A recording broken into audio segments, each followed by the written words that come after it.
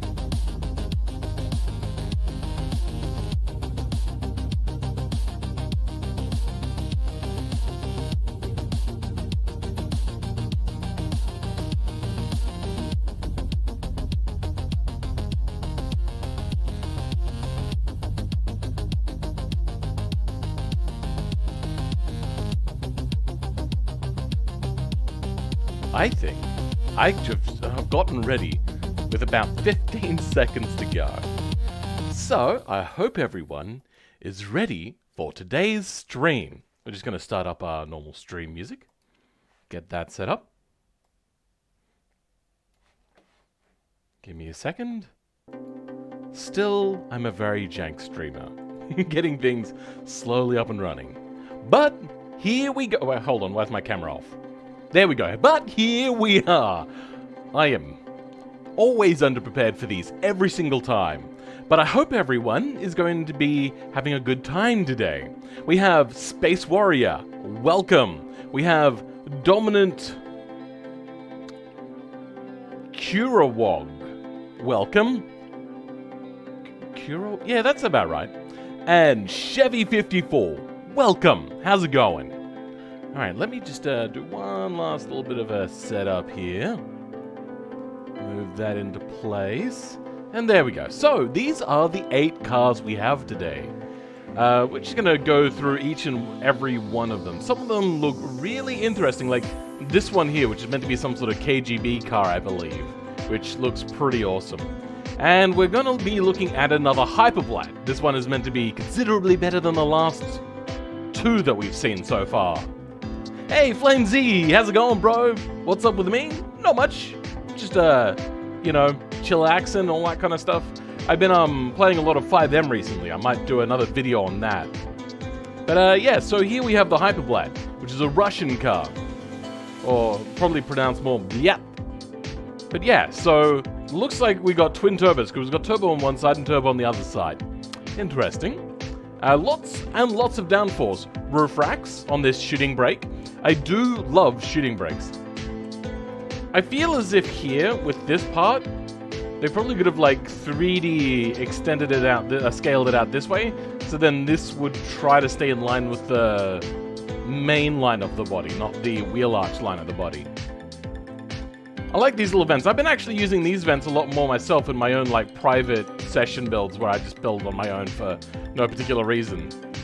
There seems to be a bit of an issue here though with the front wing, as if it wants to bug out. What's up, Control T? Yeah, that could cause an issue. Not particularly confidence-inspiring. Anyway, as always, this car, huge amounts of detail in here. Like, they've just gone far and beyond. They've got like an 80s or 70s style armrest, but this is meant to be like a brand new hypercar type thing. Anyway, oh, hold on, yep. And yes, there is ceiling. There is what looks to be a sunroof. Ah, there is sunroof on the top. Okay, so that works out. And yeah, so I'm gonna expect a lot from this one because this is their 3rd attempt. Welcome in Mullings. Yo, what's up? Same as what I said to Flame Z. Not much, just, you know, chillaxing, reviewing a few of your cars. Your made cars, that is. How do you get a car in these streams? John Raven, welcome. You join the Discord, and then if you scroll down on the channel's Discord, you'll see a thing, cars for testing, no spam. You put it in there. But that's currently. It will be changing up as soon as Automation releases the new update that they keep teasing.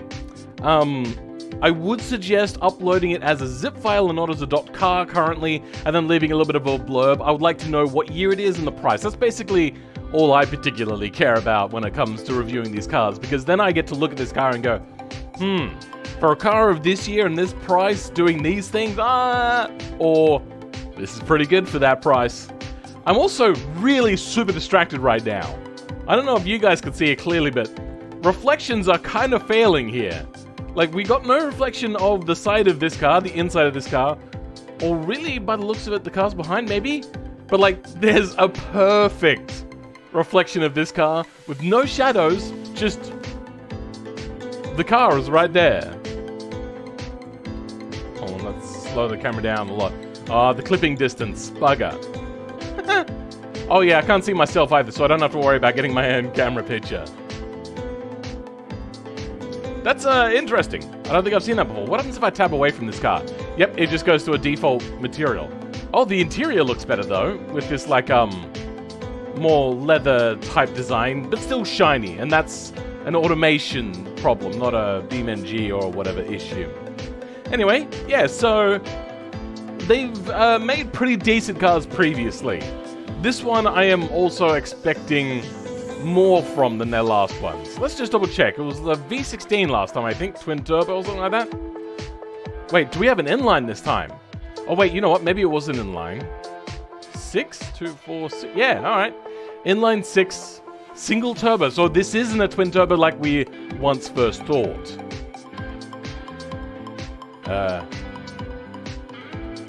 Fantastic. I have already interesting cars. Yes, put in cars you are proud of, and we will get around to them. Currently, the way I'm doing it is I'm doing all the cars in order, so I don't skip anybody's cars, but that also means I won't skip ahead to your car. Welcome, SRB Bent. Front spoiler ain't bugging, it's just vibing to the music. Also, hi. Hi, and... Sure, okay.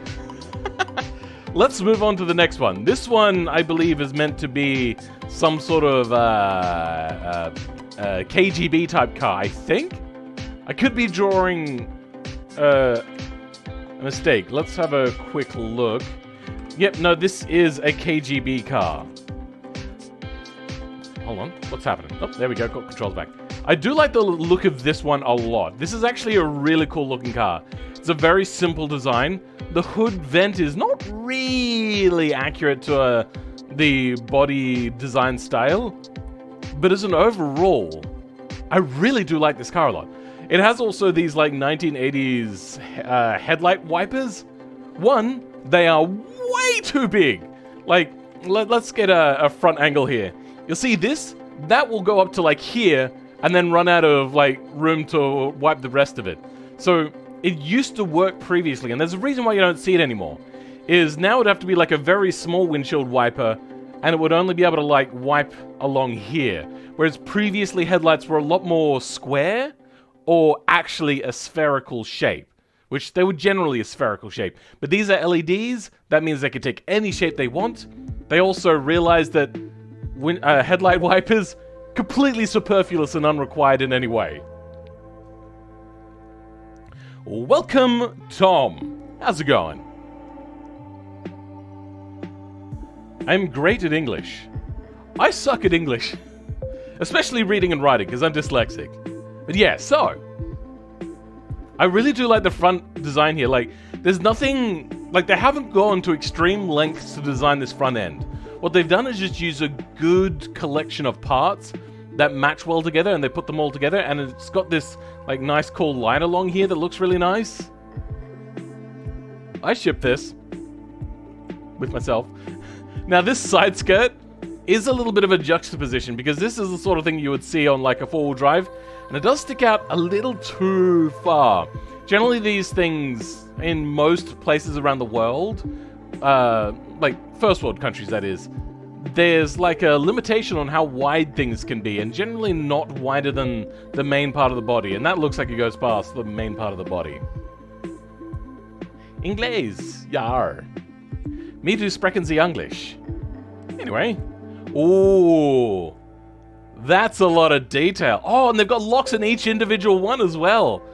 Because KGB were very specific about not trusting each other, like to the point where they would be investing each other constantly with dibber-dobbing in type rules. I get the feeling that you keep secrets from each other for like investigating each other. So you can do it more efficiently maybe, or something like that. That's cool. That's a nice little detail. I like that one.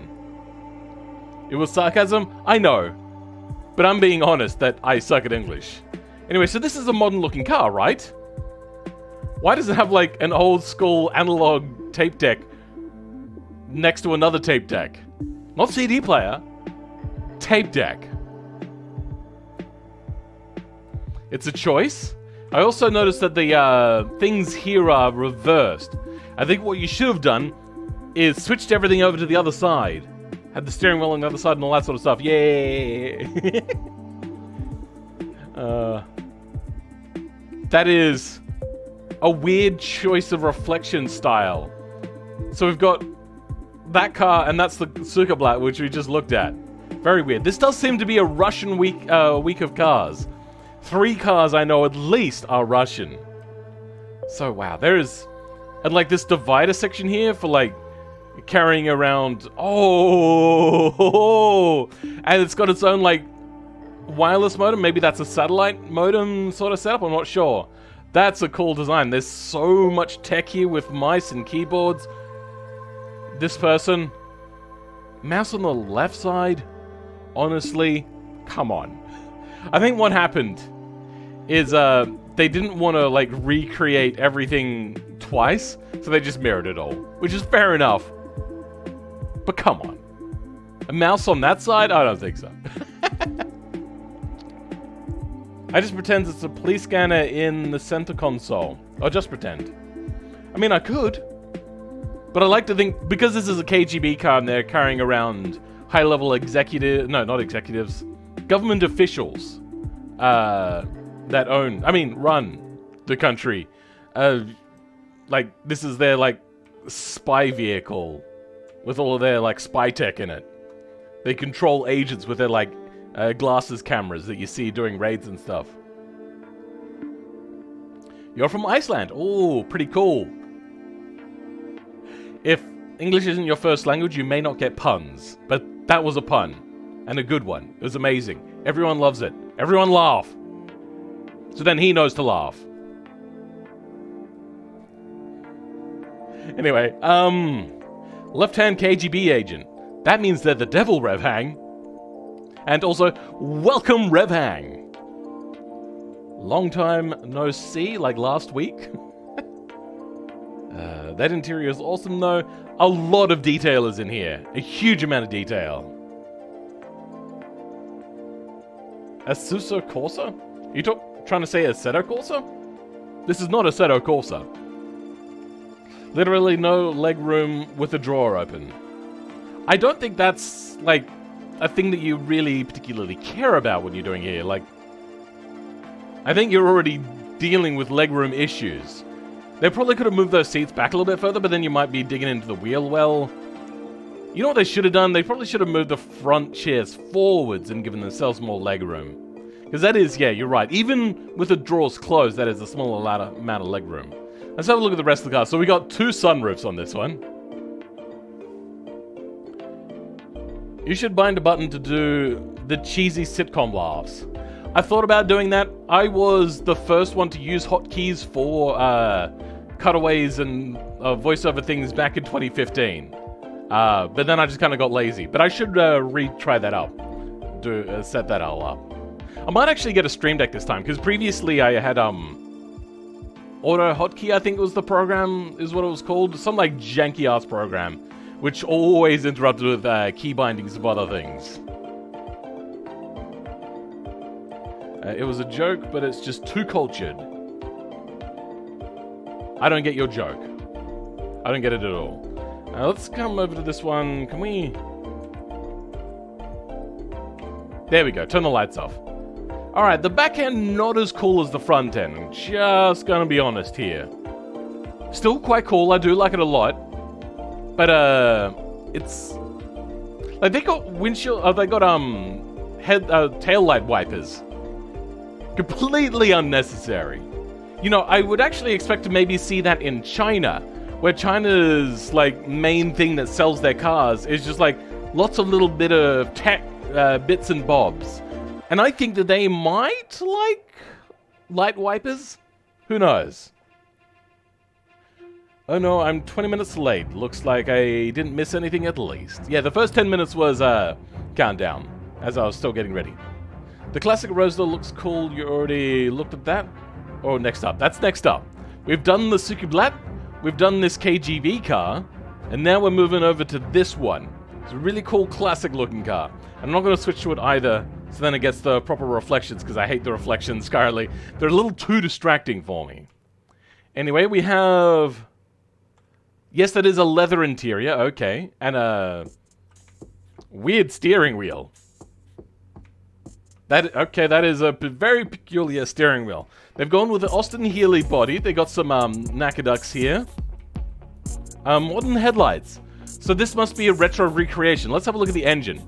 If it's carbureted, I know that they just didn't give it as much thought as maybe they should have. Let's see. Yep, that's carbureted. And that is a V12 carbureted. Twin cam, or quad cam.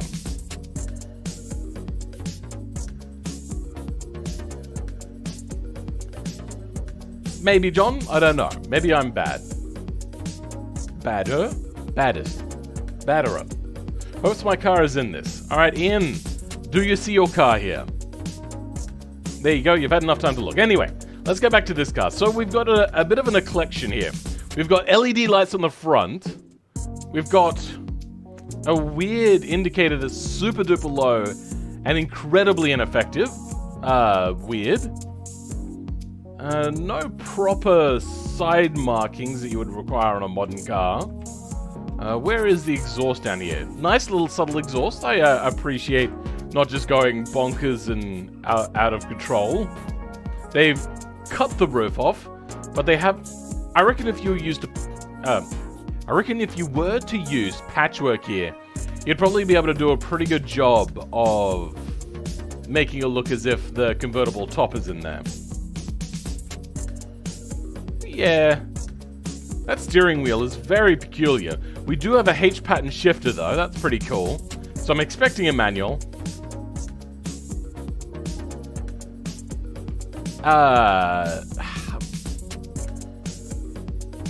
Now I think I understand why the dash is so weird. Oh, sorry, the steering wheel is so weird. It's because they didn't know how to do the dash properly. And the dash has just ended up way too far away, and the footwell, they didn't know how to design either. So now the footwell is really cramped. Peculiar. A lot of detail is in here. As in, like, they didn't go ahead and use one of those pre-made mods for interior dash parts. This looks like all 3D individual things, which is a lot of effort they went to. Such a pity that they couldn't quite figure out why this wasn't right, because if they had of, they would have been able to do a really good job. Usually a dash comes up to where the door is at the very least. On modern cars, it'll even come up like a fair chunk inwards, usually to the first little minor pillar in there, and then it'll go in and then come out and wrap around. But yeah, so, super huge engine. Now, if they have a turbo, I'm going to call complete fail on this car. I didn't check that. Good nuts. That's your aspirator. So at least it's not a complete and total loss. Why is your cursor so small? I know it's my normal cursor. Maybe it has to do with the fact that I'm running a different resolution to you. And screen scaling. But that's just what I have. Anyway, we're on to this little doodad. A very simple design. I do like the fact that they've got this like a through ventilation here, which was very popular in the era. Not sure about this though. I probably would have made this out of patchwork and put a vent behind there as well. Would have been probably a pretty cool way of doing it. This feels like it could have been a lot longer. I'm assuming we have no interior by the looks of it. Yep, that would be correct. And in here we have a quad cam V8. And I'm going to guess a flat plane. Can I see the crankshafts? No, I can't. Damn it. I'm going to assume a flat plane crank here. That is a weird slit in color as well. Is that normal? Yep, okay, I've switched over to the car, and reflections haven't changed up. That is just a very weird thing that I don't think I've ever seen before. Cool. Anyway, the back is also very basic.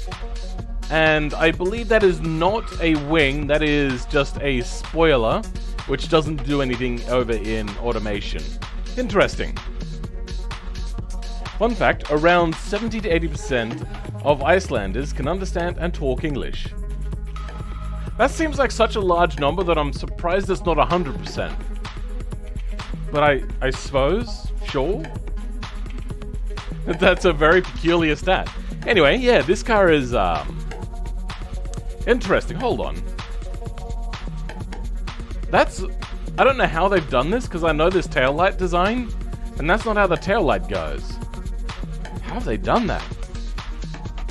I think I know how they've done that. because it's that corner, so it kind of wraps around, looks a bit like a triangle. Cool design choice. It actually doesn't look horrible. Though with the way in which BeamNG does the translucent colors for lights and stuff, it looks fairly jank. But that's not your fault, that's BeamNG's. Because they look fine in automation. Just when they come over to BeamNG, things get messed up.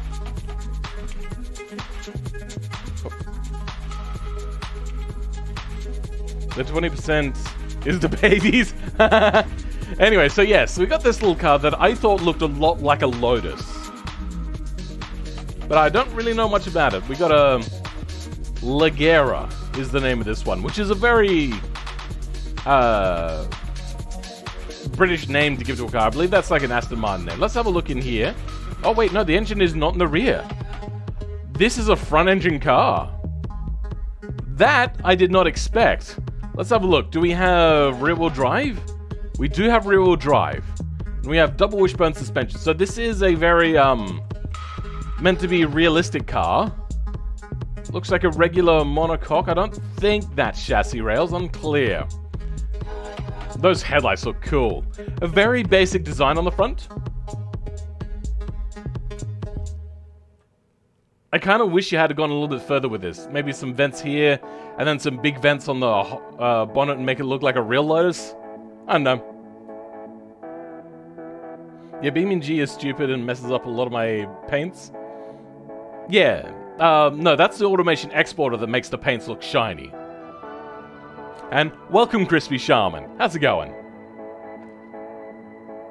WhatsApp car. Welcome, Onion Man, but what? I don't understand. It's an Italian thing, but I've probably fallen for sarcasm. No, Aston Martin has a name that's very similar to it, from like the 80s or something.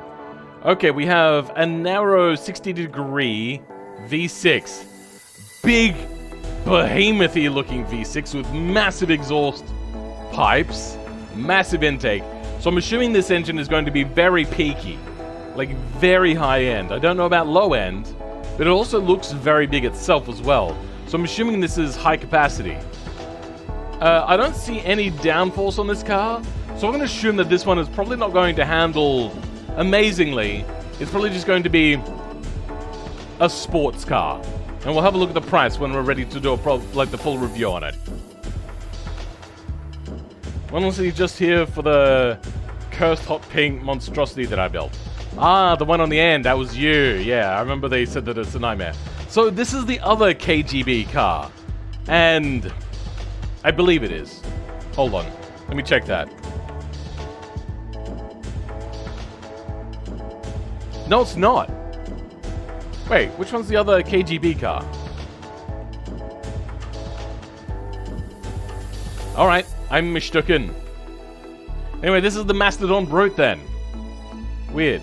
I do like the look of this one. I thought this was related to the other one, just like an older version of that. This looks pretty clean.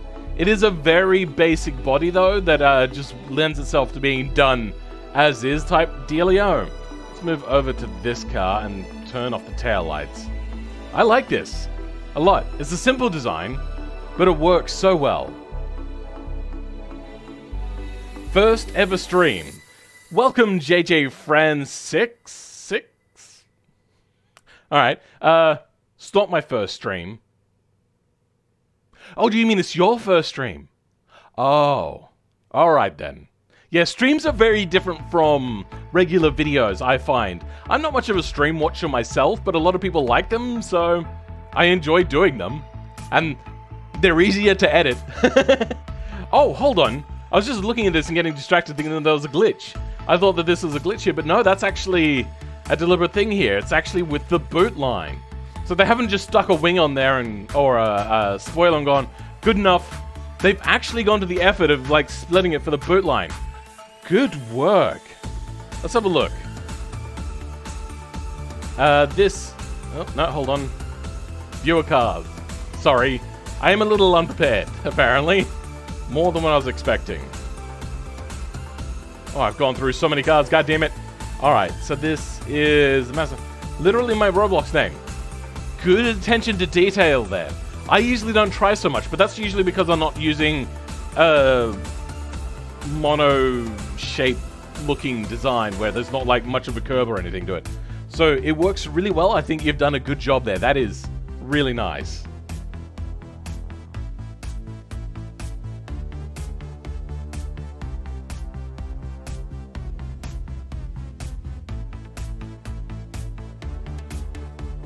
I am not John. Nah, it's one of mine. I don't know what you mean. Looks like a Fox Body Mustang. A smidgen. I will give you that. Just a smidgen. But yeah, I do like the design of this car. And I'm going to really enjoy seeing what this car handles like. What year was this meant to be? 1981. So having radials like this, probably unlikely, since radials weren't really a sports car tire until the 80s, when they started to actually really develop the technology a lot more. Now, I know that some cars did sell with radials, but that was more of a safety thing than a sports thing.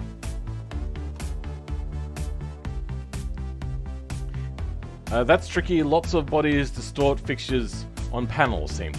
I get the feeling... No, so this is actually done properly. This is not a thing that's distorted there. As you can see, it sticks out way too far. I kind of wish that this would stick out along this sort of line here, but what can you do? I think they've just done a really good job there, and I think they've placed it 3D. Do you play campaign? I do. Not very often, though. And generally only on my own time. But yeah, so that is this car. I don't think there's any wings on it. Good, there's no wings hidden in here. So that is very accurate. This car, probably from the 80s, would have not had wings. Only like proper race cars would have had wings. It has radials. The tires would be too slim and oversized otherwise. So I know it has radials. If it had crossplies, I would probably... Did I say it the wrong way around? Hold on. I believe this car would have probably come with crossplies. They would have been narrower and much taller. What sort of engine does this have? I haven't really checked this one out. Oh my god, okay, this thing needs radials. They probably considered crossplies, maybe, but then with this amount of power from a V12 twin turbo, they were probably like, no, this doesn't work. So this is something they had to do. Mitsubishi Starion Group B prototype? I don't know. You're gonna try the new campaign when it's out? I'm excited for it. Yeah, I'll do a little bit of testing on my own, but then yeah, I'll do a proper thing on it if it's not jank, which it has generally always been jank.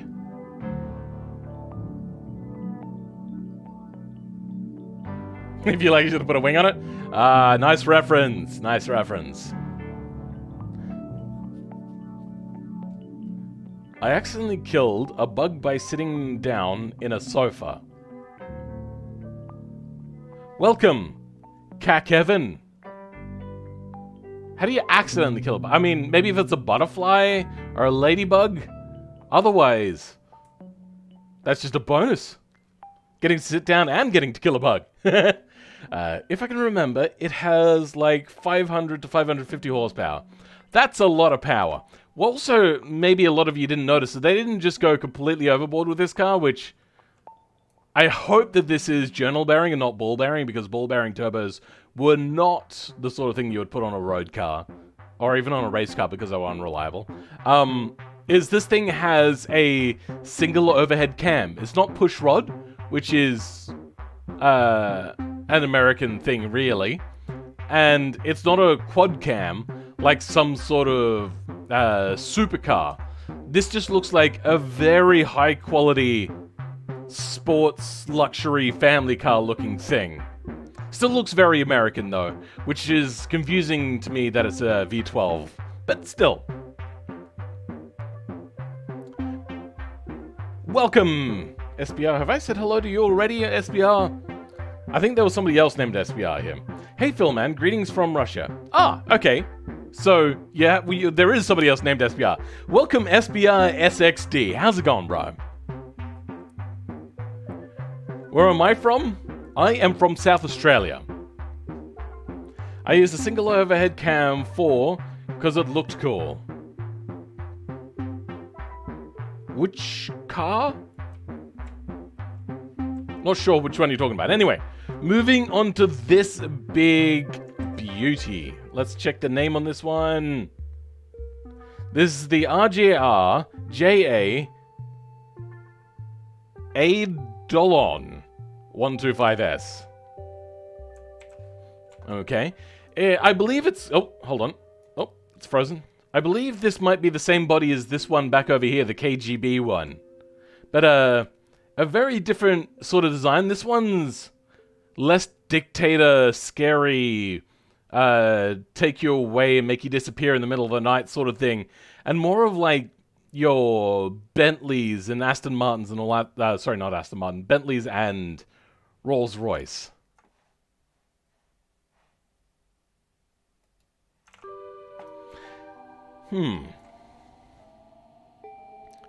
Yes, we've been talking in Discord about BeamNG exports into Assetto Corsa. Okay.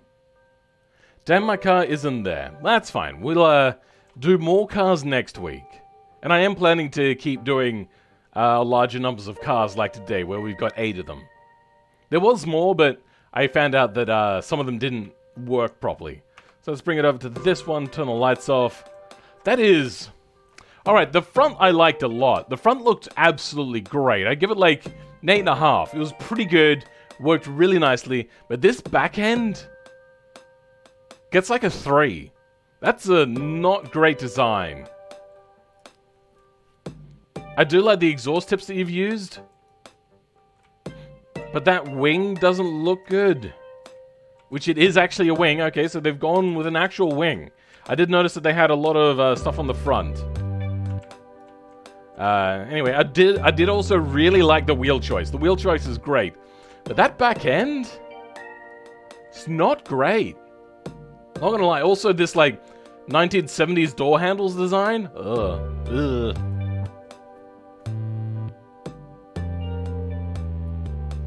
Rip. But my time zone is not letting me to talk to people who are living in such a faraway place like yours. I mean, I'm awake now, and I usually am awake around this sort of time. It's meant to be similar to the Rolls Royce. I butchered the rear.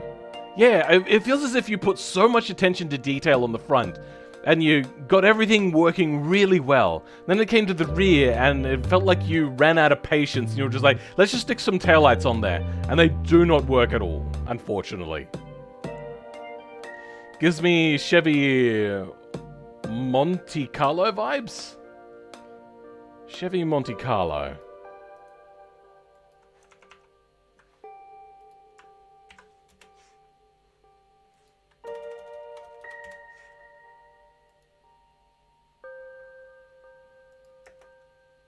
Oh. If that's what you're talking about. That's a hideous rear end. It looks like it's meant to be a NASCAR. That is not a good looking rear end.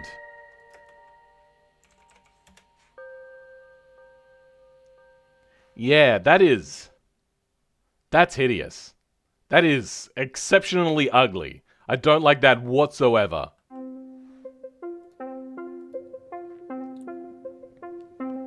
But time here is 11:42. Well, I'm awake before now. Like, for me, it's 2 a.m. Anyway, let's have a look at the interior. So we've got, choices been made. I get the feeling that they made all of this, but then mirrored all of it, so there's kind of like this weird overlapping glitch-looking thing. A very interesting design. I get the feeling this is meant to be like that, really classy leather. They've got a, an old-school classical sort of race seat. They got big, chunky bolsters, big, thick center console area. It is a 2x2, so it's not a 5-seater. Interesting. some tech there. Very basic. It's got a very small screen here. A Tesla, this is not. Looks to be automatic or maybe some sort of, probably a dual clutch. But yeah. Alright, so what engine have we got in here? Alright, they've just gone absolutely ballistic like a lot of other people today, and they've gone with a V12 twin turbo. Big quad cam. Don't normally do interiors. It's pretty good. I do like it. Also, your front, I do really like. You've got a lot of stuff here. It's looking a little bit busy and a little bit chopped up, but it still works pretty well, and I do like it. I also particularly like the line that you've got running down the side. That's really nice. And then we've got this, which looks like it's built backwards, but drives forwards, I'm assuming, because when it spawned in a line with these cars, so this is still the front. Nice try. He's the same body as the KGB sedan. Good choice, that body is very good for luxury cars. Yes, I agree. The front end looks like a Ford car. You're right, it does actually look like a Ford car. That was the one I was thinking of, I just couldn't think of it. The egg car. Yeah, I was never actually a fan of the car. It looked hideous and did not sell well here in Australia at all. Flopped hard. Try to redesign the rear? Cool. Yeah, put up pictures in the automation section of the Discord when you're done. Alright, so how much have they tried to make this like a reverse car? Have they got the engine in the front, and are they driving... Sorry, in the rear, and are they driving just the front tires by like bias work with the thing?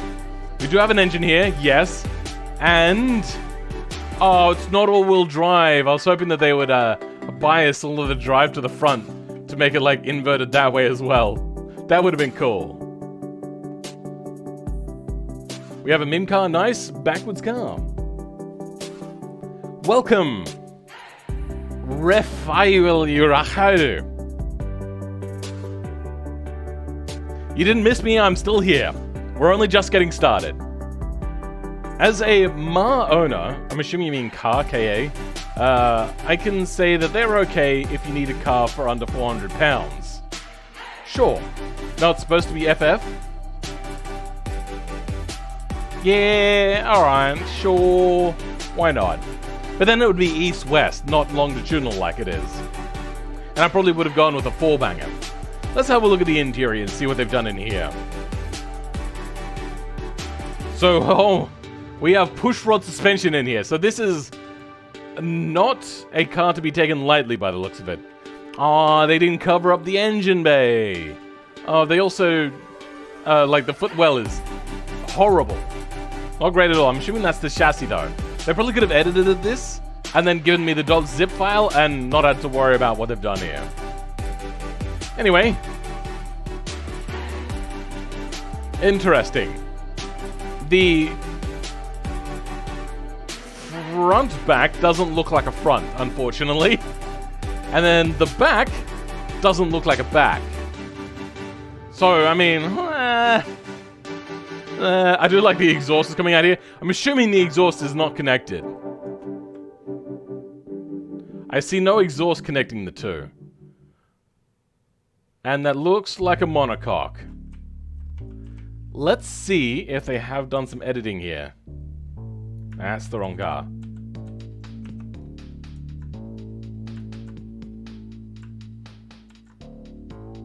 What's up? Oh, that's the wrong... How did it get switched over to that car? The hell, game.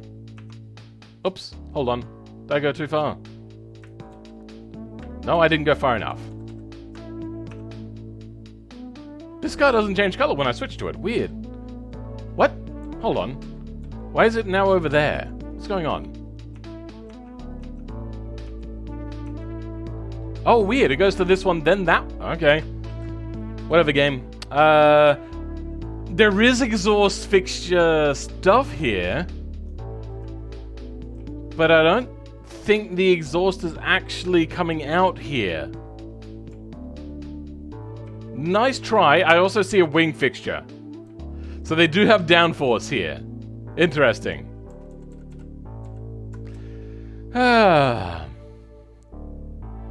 It must be fast. Who knows? I built this... Hold on, I missed that now. I built this back when I did not know how to do JBeam edits well. Fair enough. And then a Crispy Shaman message got deleted. Anyway, let's go over and start trying out these cars. We're going to try them in order in which they are listed in my BMNG car spawner. So we're going to start off with a Sukerblatt. So Sukerblatt? Sukerblatt? I'm not sure how to actually pronounce it. We do have Russian people here. You can tell me whether I'm pronouncing it properly or not. Actually, no, sorry. This is called the Hyperblatt, not the Sukerblatt. My bad. Control... No, that's not what I want. That's what I want.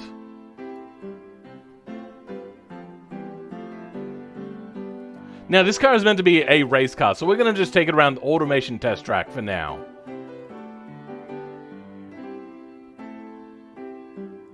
There we go. One lap, no running start. Let's see how it goes. I reversed the stream for a bit, and Phil, you said there are 3 Russian cars and 2 of them were for me, but which is... I'm not sure. There was meant to be a 3rd one. I think my brain just hemorrhaged a little bit.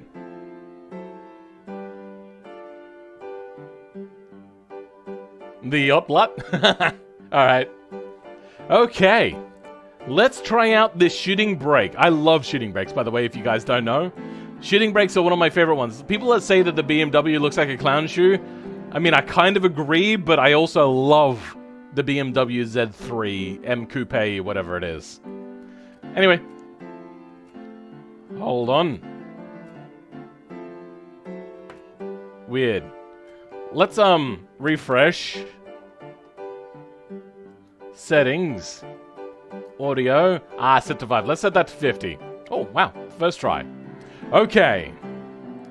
How many cars do you have from automation? Because I have above 200 cars. I probably have about a similar number, like 300 maybe. There's a lot of cars. Wait, hold on, I didn't want manual. There we go. Okay, we have traction control. And, oh god, okay, we have a lot of straight line speed. And the brakes are not phenomenal. Feels like we don't have enough aerodynamics on the front. Doubles that. Maybe that's the traction control hurting us quite a bit. Oh god, okay, we get a lot of understeer. And there we go, the ABS is acting up way too much. Let's turn off traction control altogether and see if we can't handle this a little bit better.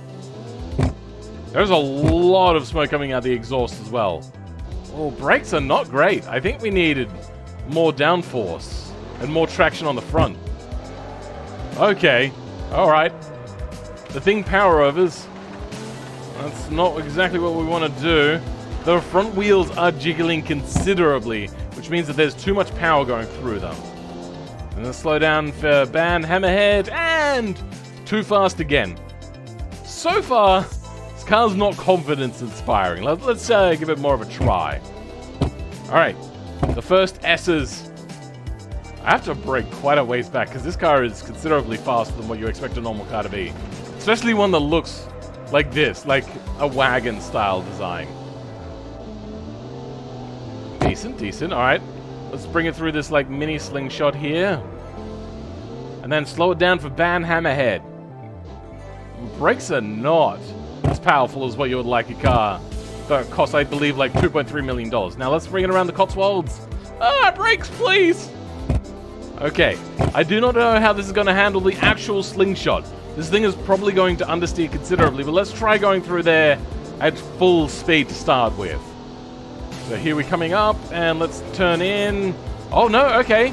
At super high speeds, this thing is actually doing pretty well. We went there at over 300 kilometers an hour. And our brakes are not hypercar, so everything else is hypercar, not the brakes. Alright, I'll read that stuff in a bit. Let's give this one more try. It shouldn't be so hard if I can just get it done right. You're getting a little bit of frame lag. Let's get this thing power oversteering through here. Doesn't really want to power oversteer, unfortunately. Slow it down for the mini slingshot because it cannot handle it. And then slow it down for Ban Hammerhead again. Alright, here we go. Up to the Cotswolds. Oh god, oh god, oh god, oh god, oh god, oh god, oh god, no, come on! Alright then. Bruh, beam lag, rookie numbers, I have 400, most of the cars are failed abortions. I'd say a lot of my early ones are failed abortions, but my later ones are like all fairly well done. I don't know. We'll see. Diesels be like? I don't know what you mean. I have 208 cars, but my game is laggy as hell. I deleted a whole bunch of mine ages ago. Yeah, the brakes suck made it for challenge, but the stupid host wanted no brakes, too strong warnings. Weird. In Russia, we have no brakes. I think what it is the ABS is acting up quite a bit because there's an imbalance in the brake pressure. I think this music might be a bit too loud. What do you guys think?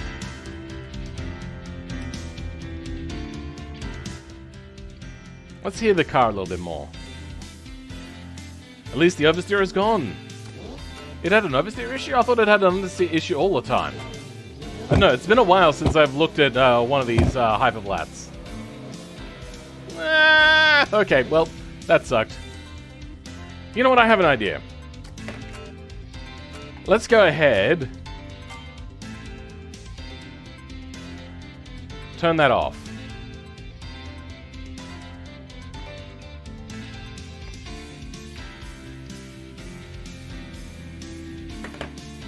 I hate this game sometimes. So jank. Time trials. Try it again. We're gonna do it right this time though. Perfect timing. John Raven? What do you mean perfect timing? Also, welcome. Fun fact, this is a diesel.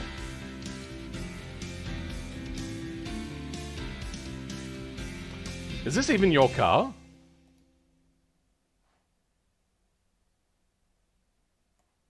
Oh, it is your car. Alright. It's a diesel then, apparently. Let's go in and now change that again and try that again. Stability control, all that sort of stuff. That should get good. Okay, ABS is gone. Let's retry a lap now without it.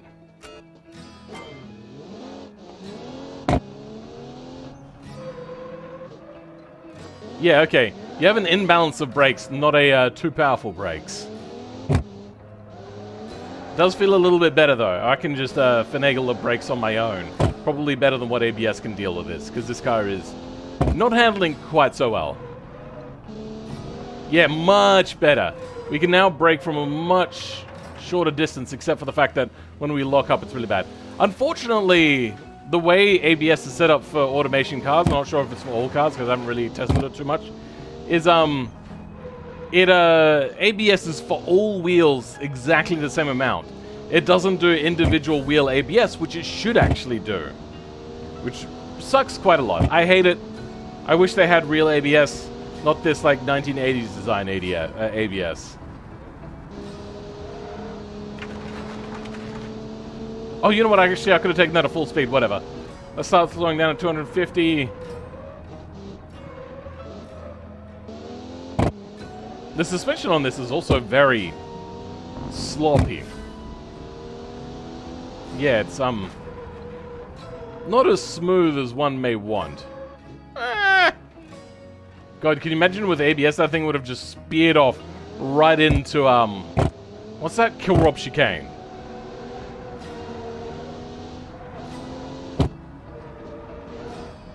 And then let's slow down for Adam's Apex. Oh, come on, come on, come on, come on, come on. Nope, okay. Yeah. Adam's Apex punishes cars for being heavy. Really, really horrible. Now let's bring it down for Cossacks. This is not... Like, there's too much understeer. Considerably too much understeer. Brakes are terrible. Suspension is quite sloppy for a hypercar.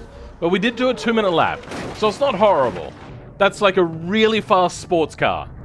Is it worth $2.47 million? In no way whatsoever, in uncertain terms, is this car worth that much money. Anyway, we've reviewed this car a few times already, so we're just going to move on quite quickly.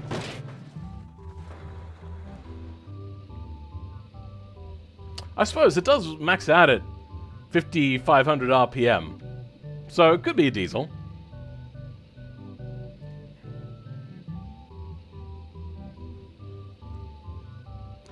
You generally don't have crankshafts that are too long, because they inherently become weaker. And for torque, that's going to be a problem.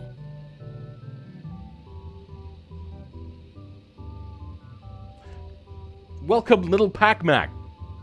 How's it going? Can't remember if I uploaded mine or not all those months ago, lol. I think it was like early July when I put mine in for submissions. I don't know, man. You can check to see what I'm up to. So let's just do a quick bit of a search. You can see what I've got so far. Ah, we got somebody that joined us. And car files for testing, so people have added some cars. Let's do a quick...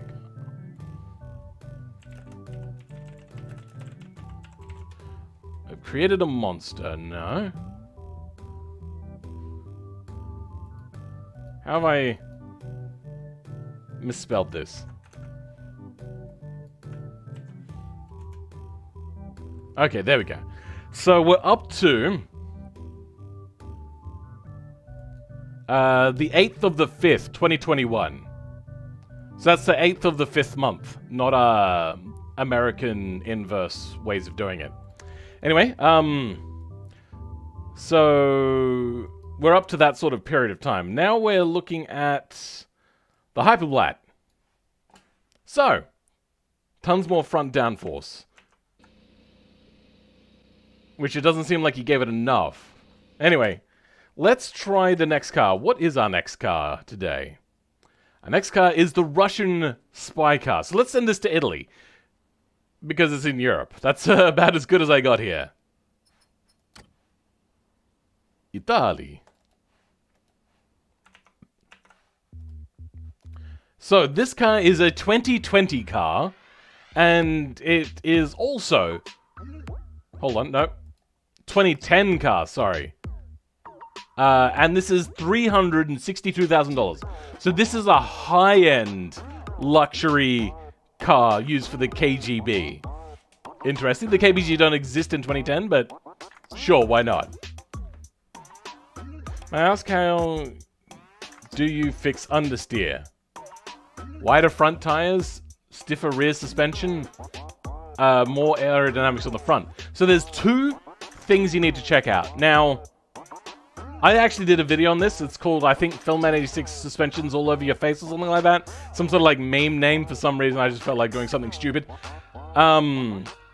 It has a whole bunch of different things. That is a weird map without everything loaded in. What does it have? Shit, I can't remember what it has.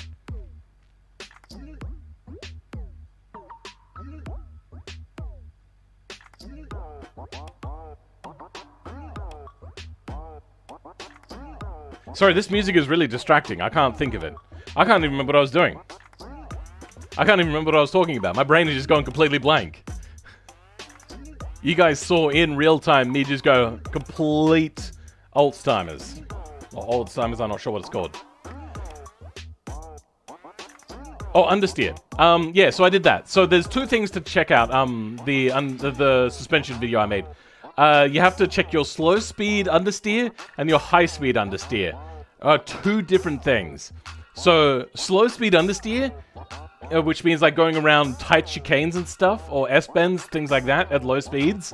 Generally below 100 kilometers an hour to like 80 kilometers an hour is like the maximum sort of range for this sort of test.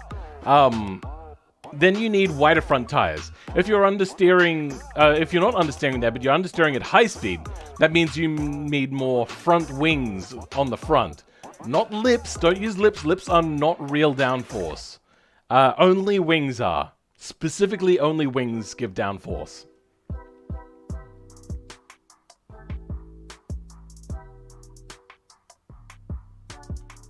Yeah, that damn stupid HOS homeowners association of the challenge I made. The cars wanted no damper warning. You could have done a different version for me. I'm not saying that I have to review something that you've recycled from somebody else. Which ruined the car? Fair enough. Yep, hello Philman. So you do have another fat stack at some point. Every week. Every week I try to do this. Just when I'm not sick, which I'm mostly on the mend now. Welcome, Cheeky125. How's it going? KGB car? Yes, this is the KGB car. Bashar has some weird rules at times. I don't know who that is. I don't know who Bashar is. It's definitely funky? What? I'm confuzzled. I don't know what you mean. Crispy, I like your car. Did you have my Among Us car yet? I've not gone through an Among Us car yet. Hey, Windows Gaming! That's a name I recognize. Welcome! Alright, let's go take this KGB car around. That is a good sound. Hold on. Let me pause this. Bring up the audio on this one, because this one sounds very muffled.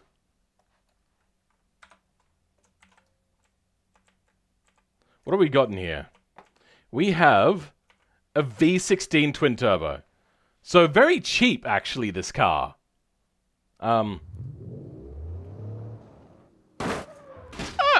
Whoops. Okay. So one of the things you got to know about Europe compared to America, very narrow roads. So long cars don't always work quite so well. I love the sound of this, though.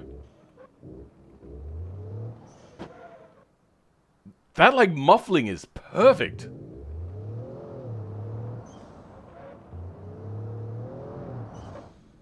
Oh, God. It's really fast. That is a nice sound. At, like, low RPMs, that is a really good sounding engine. Nicely done. Do you have any of my cars? I don't know. Check the thumbnail.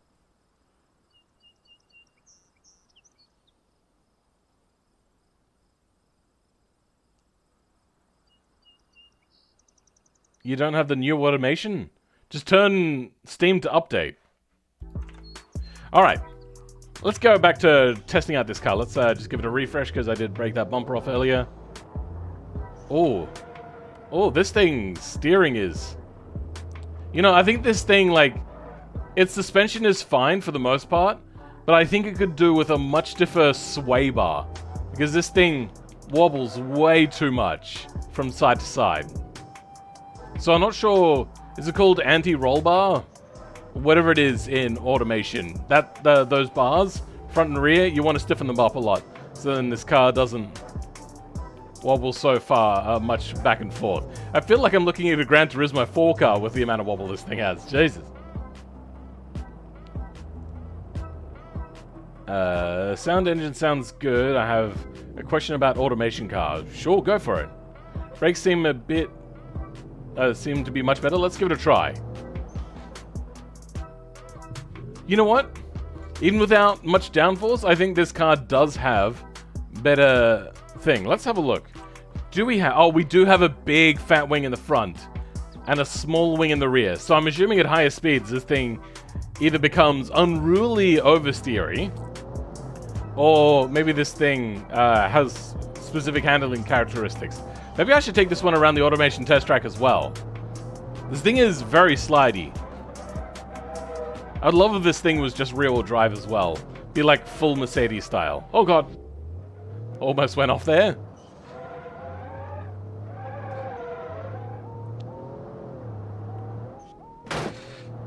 Oh, okay.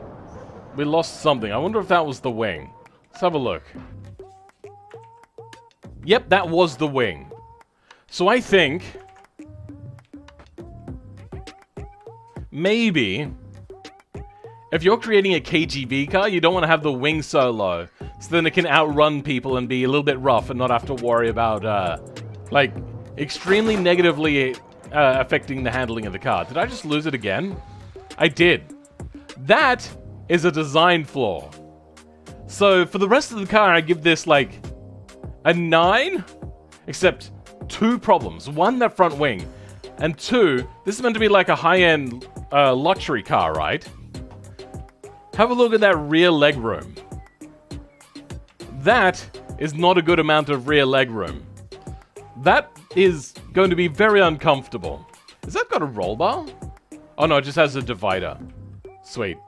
I bet a screen like in real life would pop out through there, which you can actually put 3D objects in there that are that transparent color, which is what I would suggest. Did you can modifying the exhaust sounds like in WinRAR file?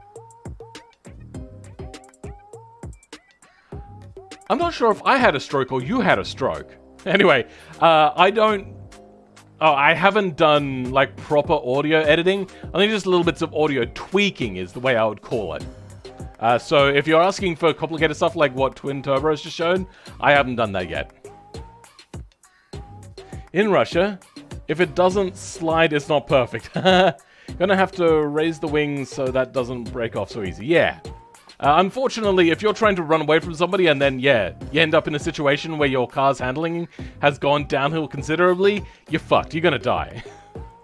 No, it is all-wheel drive, unfortunately. Oh, what a shame. I was hoping this thing would be just rear-wheel drive. Like, only some cars do all-wheel drive on their luxury cars, and that's mostly cars owned by the Audi Volkswagen group. Everybody else just does rear-wheel drive or front-wheel drive. Unless they're in snowy areas. Which I suppose Russia has a lot of snow, so yeah. Put an AK-47 sound on exhaust. Completely ignored what I said, did ya? Godzilla, no? What? I'm so confused. I didn't modify exhaust, I just put small exhaust on and 2 mufflers. For this car, it sounds really nice. Like, it's got a really good low idle rumble sort of sound. I want to take this around the automation test track and see what it does.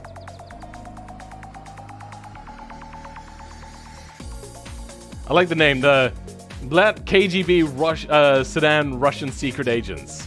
So, people are going to be like looking at cars and be like going, that is a car that nobody knows about. So what is this fantastic looking car? I'm going to go up and take photos of it. Or they're going to know about the car and not be too interested in it. But know by the name, that means that it's always going to be a secret agent car. So being followed by this car with that name, not going to work too well.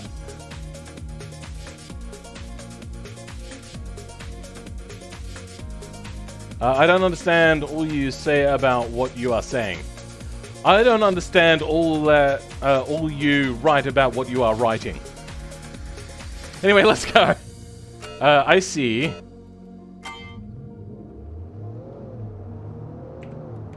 Oh good, it does have a sport setting. I feel like this is an automatic, not a dual clutch, which I also appreciate. Because these sorts of cars, being all like sloppy, wouldn't have that sort of stuff. I do think though that this thing could still deal with having a lot more sway bar or anti-roll bar or whatever you want to call it. Oh, lots of understeer. Oh, if you handbrake, it does get out nice and sideways. I do like it. I also do like the fact that it's got a matte paint color and the fact that it's actually coming out matte here. Nice. It goes back to understeering, and I believe that that's to do with having too much of a front bias on the power delivery. But yeah, pretty decent. I do like the smooth power delivery. It all just comes together for a nice sounding, nice package of a car. Done fairly good. Okay, so high speed cornering and the slingshot. Oh, I'm having to lift considerably. But it came through there, like 230, so we're pretty good. I think I lost my front wing. I'm not sure. No, I haven't lost the front wing. So we can just handbrake and get around there. Okay. So I believe that's called the Bavarian Bend or something like that. Yeah, that corner kind of caught this one out. This car is going to suffer really bad at Adam's Apex. So I'm going to have to brake super early for Adam's Apex. Ah! Turn! So much understeer. I think, Crispy Shum, we have found your defining feature. You create lots of understeer with power over as like your compensation. Okay, we braked super early. Get it turned. We can't accelerate too early. No, we accelerated too early. And then we understeered at the exit of the corner. Yeah, that corner is a really good test for heavy cars, because it kills them all the time. Come on, come on, come on, come on, come on. Get those revs up. Keep that car in the power band. I'm having to handbrake so many different corners due to the understeer of this car that it's like starting to become a bit of a problem. But you know what? Not a terrible time. If I had a proper amount of time to fully master this car and I was to use the steering wheel setup, I could probably bring this down easily like a 2-minute 10 lap.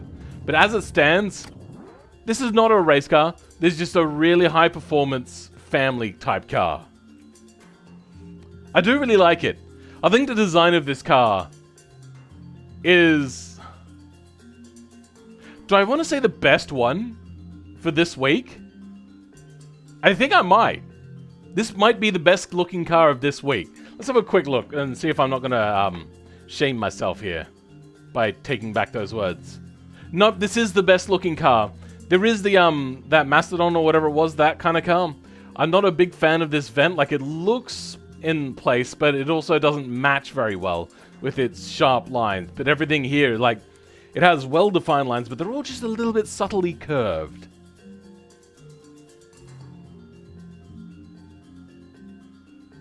Yeah, wheel drive is not suitable for Russia since snow. Fair enough. Jamming to this song right now. Or the one I'm listening to now, the previous one. Why is it better than the Super Black? Less understeer. It's not as fast. But the design, I mean, I'm just used to the Super Black. I've seen 2 versions of it already. That was my 3rd time seeing it. And I just like this one. I like the design of this car a lot. I go to play BeamNG with the KGB car. Okay. Like a BMW mixed with Benz? Yeah. That's probably how I'd describe this. With a little bit of Maybach. Just a little bit of Maybach in there, in the way in which the body is stanced. Really, really big. Also across maybe just a small dash with the way in which it goes towards the rear. Maybe like a 300C or something? Which I like the 300C. I don't know why some people don't like it. I think it's just a cool, funky looking car. With its chop top-like design. Which is what that's kind of got going on. Got a 208 once, but that was full try-hard sweat mode after like 50 tires. Tries. Fair enough. Previous song? Assuming the xylophone one, because now we're on to another song. I'm teasing. Does it have winter tires? I'm assuming this thing has sports tires. Oh, yeah, no, those are sports tires.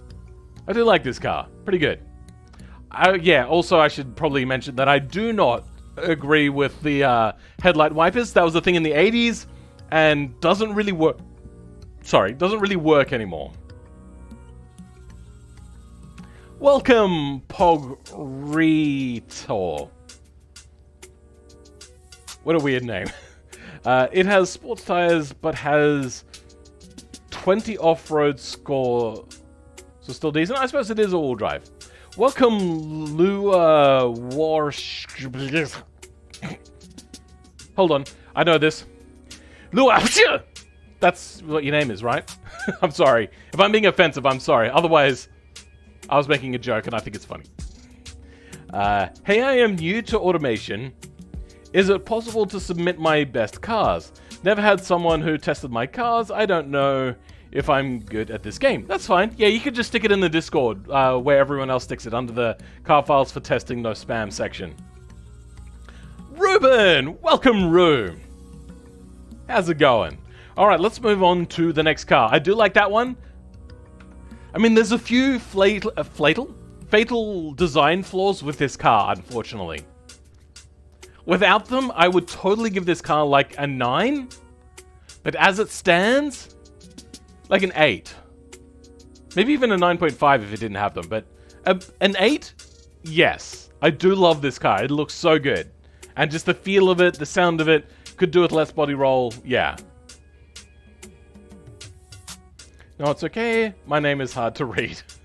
Automation crashed midway. Oh dear. All right, let's move on. Next car. I'm just like PewDiePie. Can I have 100 million subscribers now?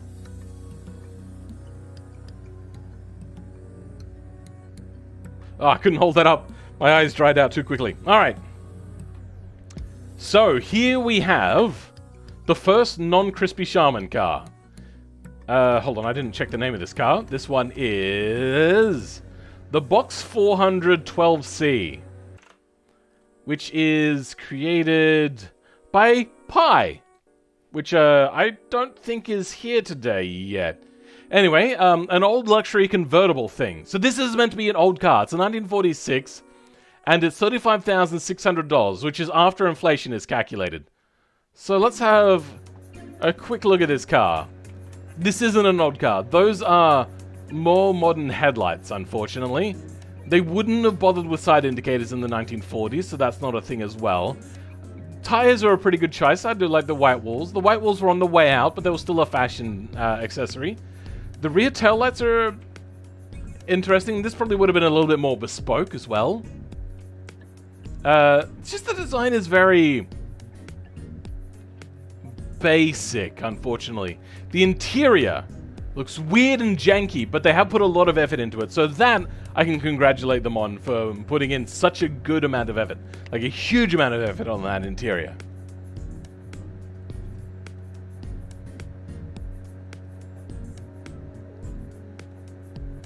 Hold on. Mitt's going good. I'm assuming you mean it's.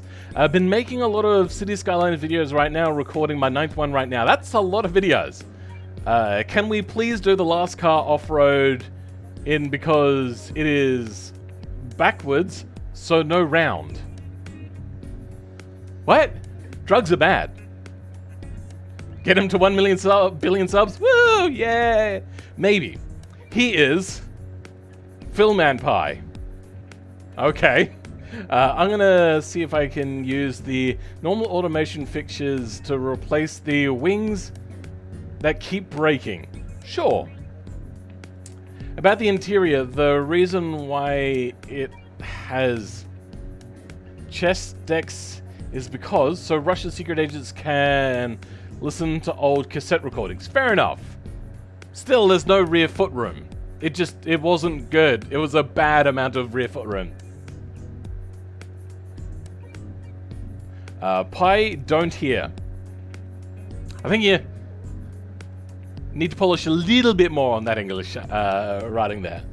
That's a nice looking classic car. I mean, yeah, it looks fairly decent. I like how they've chopped away the roof and done a pretty decent job on it.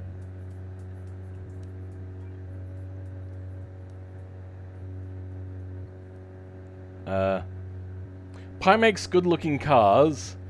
This one's going to be great, sure. Looks like my uncle's car. It looks like an Austin Healey, which it is the Austin Healey body.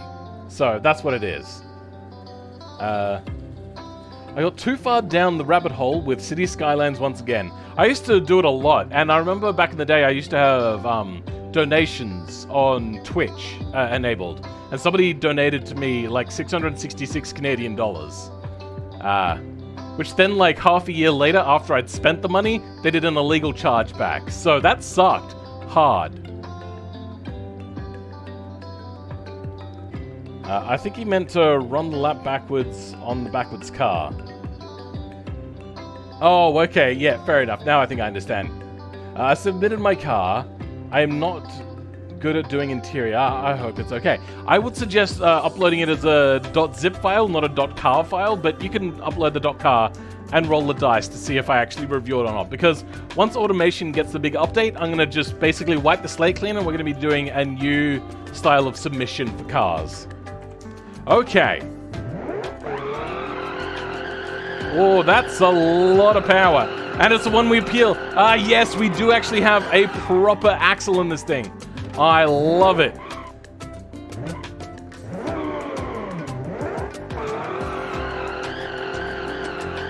Proper one-wheel peel. That makes me feel happy. I get the feeling, though, this car has a little too much power, though. As this is a British car, they were lethargically slow on power, but they made up with it with their lighter bodies and aluminium panels and everything. That's a big V12, though, so not a normal one. Like, even the Jaguar that everyone loved back in the day, what was it, the E-Type or whatever? That car had a straight 6 in it. It's got a manual, fairly decent. Even though I'm doing a big burnout, this thing is handling pretty well. It's still going. This thing has too much power for its day. Also, I don't know if this car would have come with radials like this. I doubt it. Oh, okay. The handling is interesting. It oversteers considerably. How do you convert it to zip? You use the BeamNG exporter. I am British, and yes, I agree, they are supposed to be small power. Yeah, that was their thing. Small power, light car equals fast. And that was basically the whole ethos. The only one that really went against it was, I mean, at least early on in the days, was, TVR, with a few of their V8 models, which, yeah, let's not go too much into TVR. That one's a checkered past of, like, good and then bad, then good, then bad.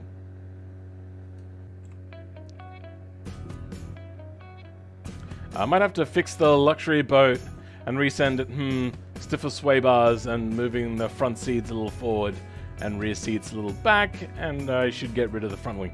No, I don't think that you should get rid of the front wing. I think maybe just move it. Because it looks good.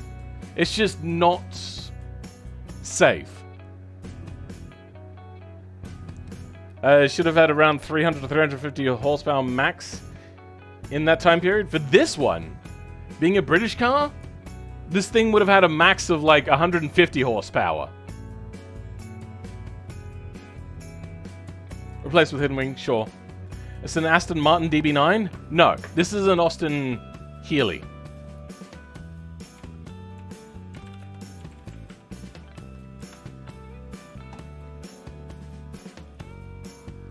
That is a one-to-one exact what the body is. They just haven't designed it like one. Pi hasn't, that is. They've gone a little bit different from the actual car, but the reason why I know this one so well is... Hold on, there's... There we go, that's a good picture. That is basically my brother's car. That one isn't my brother's car, but like, my brother had this two-tone baby blue and a creamy off-white convertible car with the spoke wheels and everything. I did a lot of work on that car as well for him.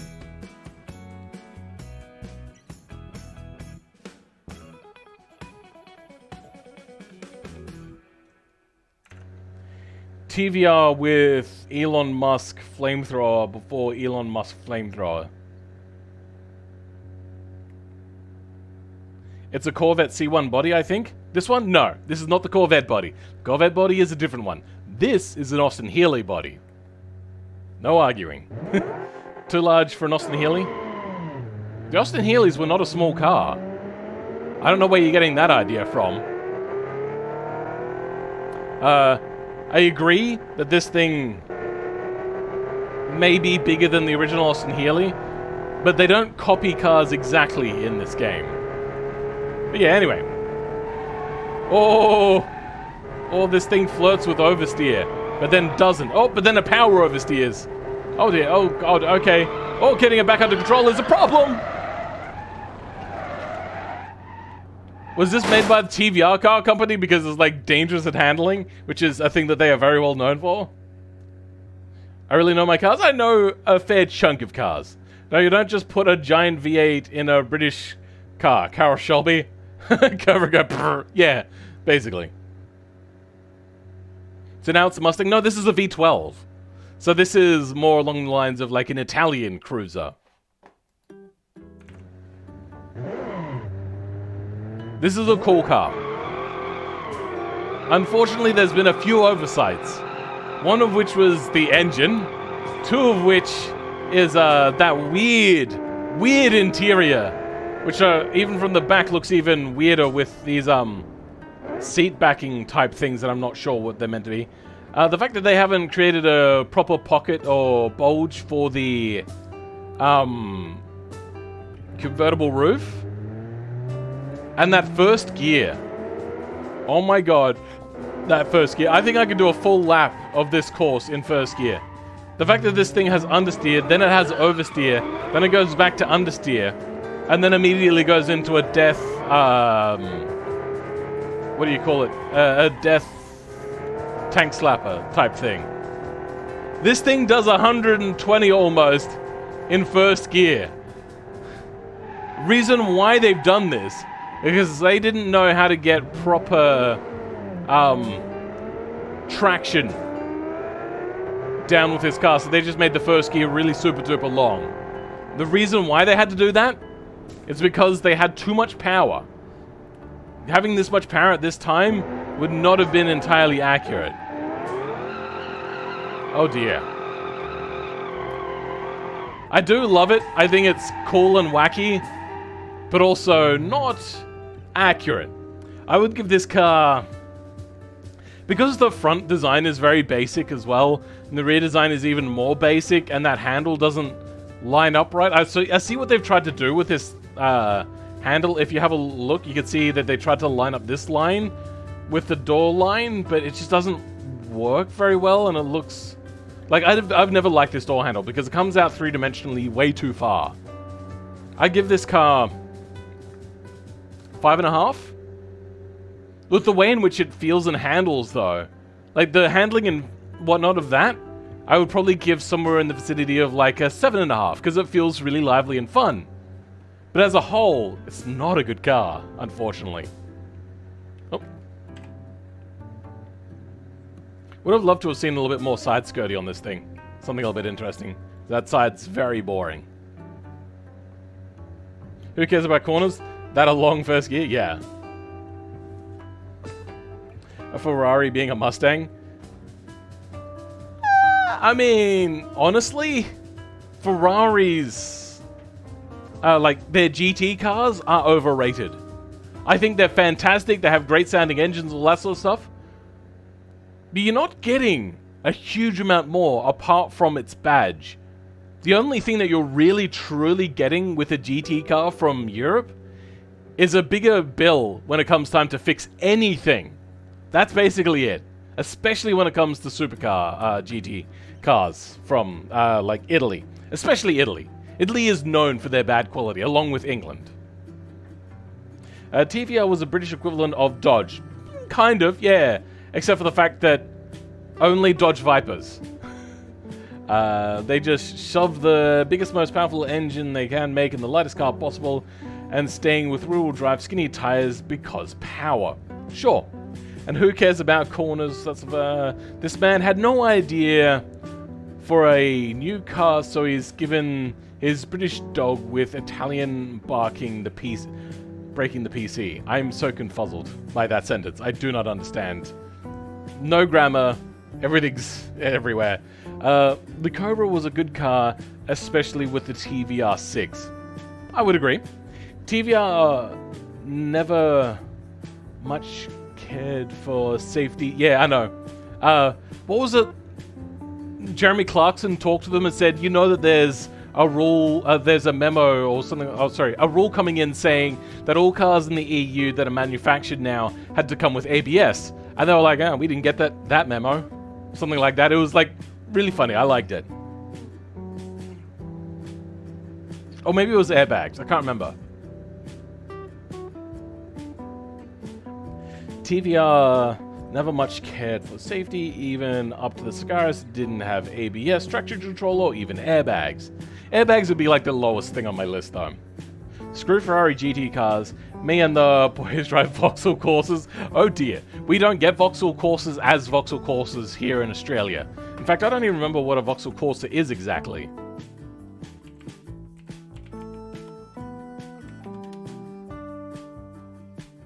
Okay, so it's like a Vauxhall Astra. Sorry, a Holden Astra here. Or a Barina, which is also a weird name for a car, but that's what we call it here. This is clear.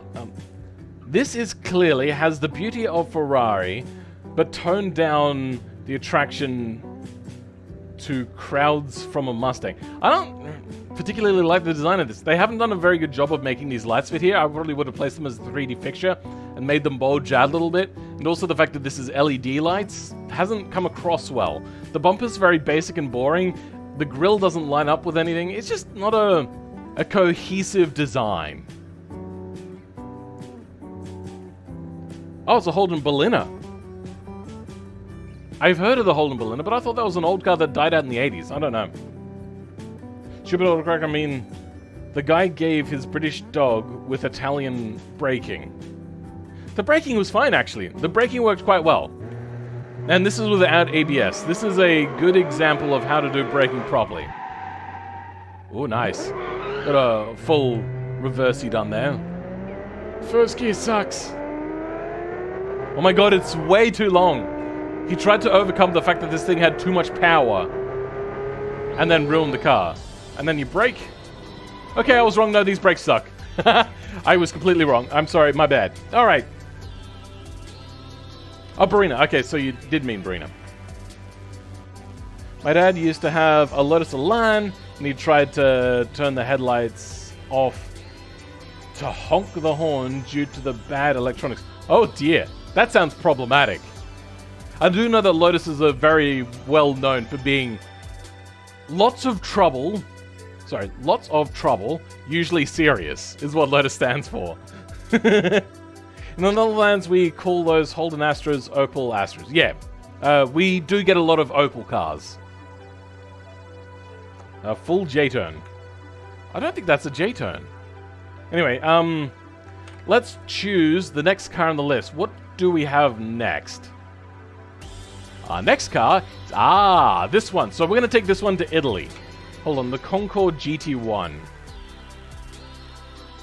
So this is by Crazy Crafter. It's a $31,600 car from 1972. So it's probably not a Ferrari.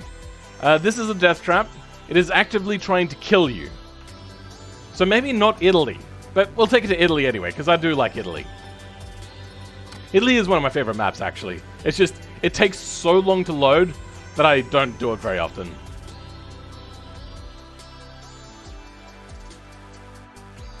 In the stream, Philman and chat make fun of British cars.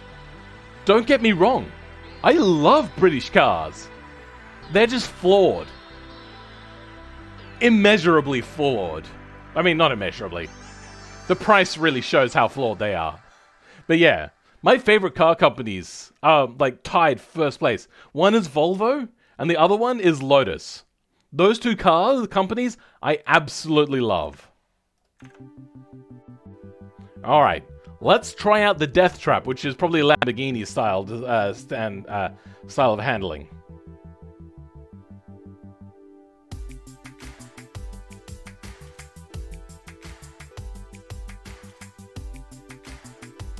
I can't add my car as a zip because of slow mode.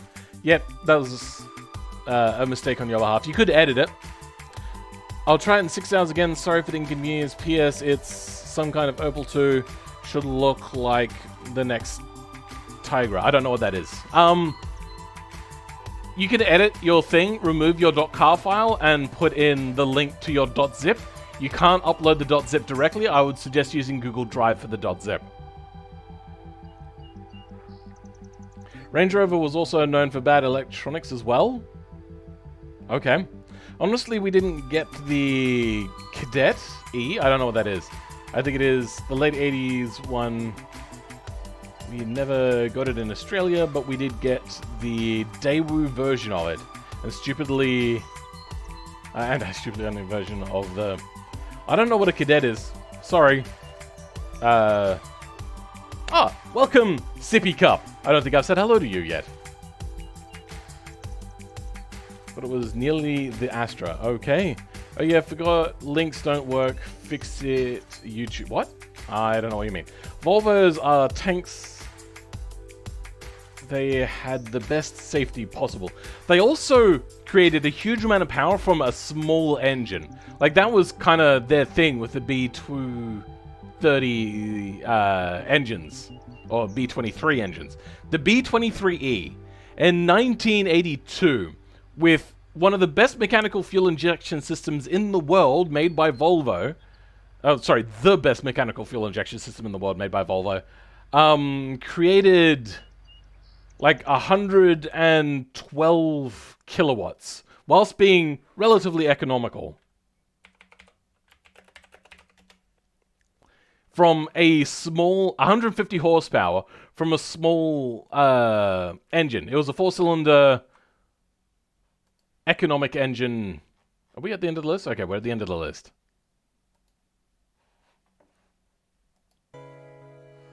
And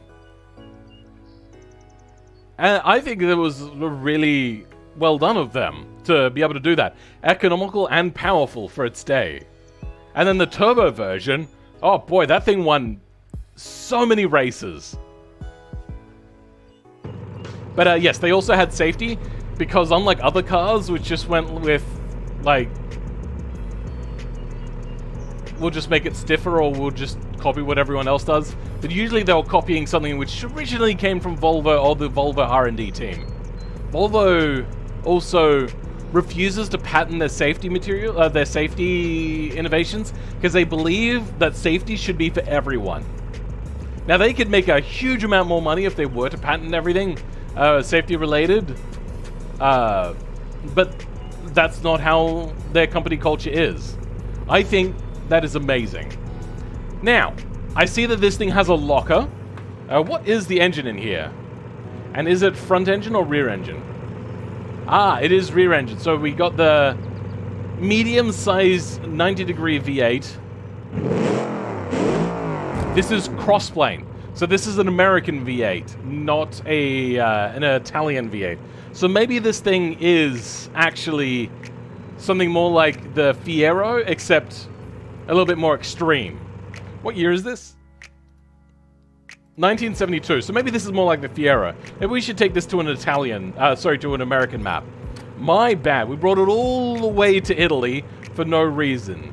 I think we're going to go East Coast, USA. That should do it. Oh, the convertible Astra. I kind of want one of those, but they're so pricey. Like, unnecessarily, because they're not great cars. I've learned from this discussion is that the Brits had good mechanical engineers and very bad electronic engineers. No. What they had is like a love of racing and sports cars, unlike a lot of other places in the world.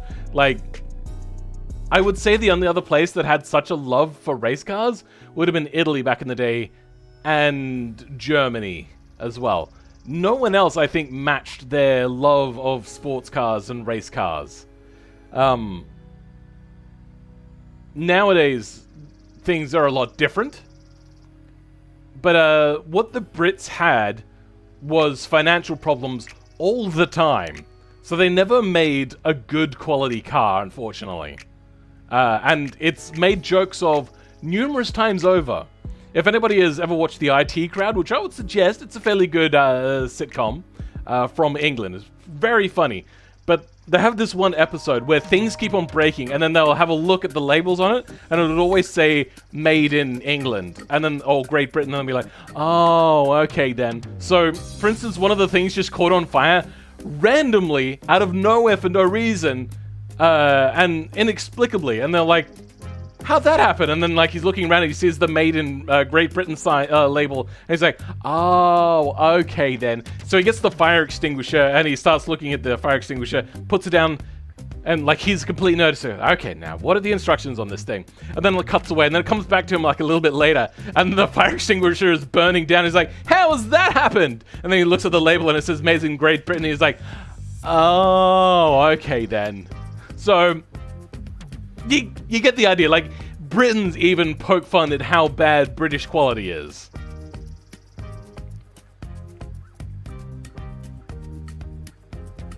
It's like a Lancia Stratos with the Pantera vibe. I can kind of see that. It's been a while since I looked at the Pantera, though. I bought my grandma a Tesla Model X, but it had no sound, so she somehow pushed it to the gas station and poured diesel in a Tesla. You know what happened next? It's dead gone. I think you're making that story up, but sounds funny anyway. Only sold for 1 year in Australia. Now I remember why we didn't buy them. Yeah, fair enough. The Tigger, that is? Yeah, I get the idea. The fire extinguisher sets on fire. Yeah, that was the joke there, Revac. I would suggest watching it, maybe Googling that clip. I don't want to play it now because I don't want to have a copyright claimed, which I'm going to get for my outro. If you guys haven't seen my outro, I'm going to be playing my outro later, and that'll get copyright claimed, but I will counter it and I will win that, just like I did last time. Burn Tesla. Being British, don't know what you're talking about. Everything we do is perfect. Dying inside. Australians are very much known for uncomplicated engineering, which leads things to being like, well, if it's not very complicated, then we have to make it cheap. So they just go with the same thing every single time, unfortunately.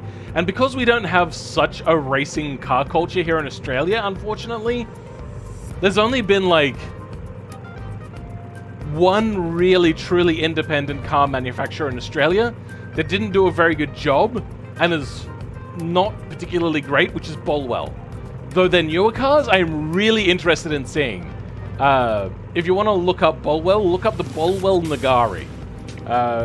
Interesting looking car. I do really love it, but yeah, they ran into a whole bunch of different problems and all that sort of stuff, and yeah, they just kind of died off, and then they kind of came back with one of the ugliest cars of all time, but the most modern one, I think, looks pretty cool.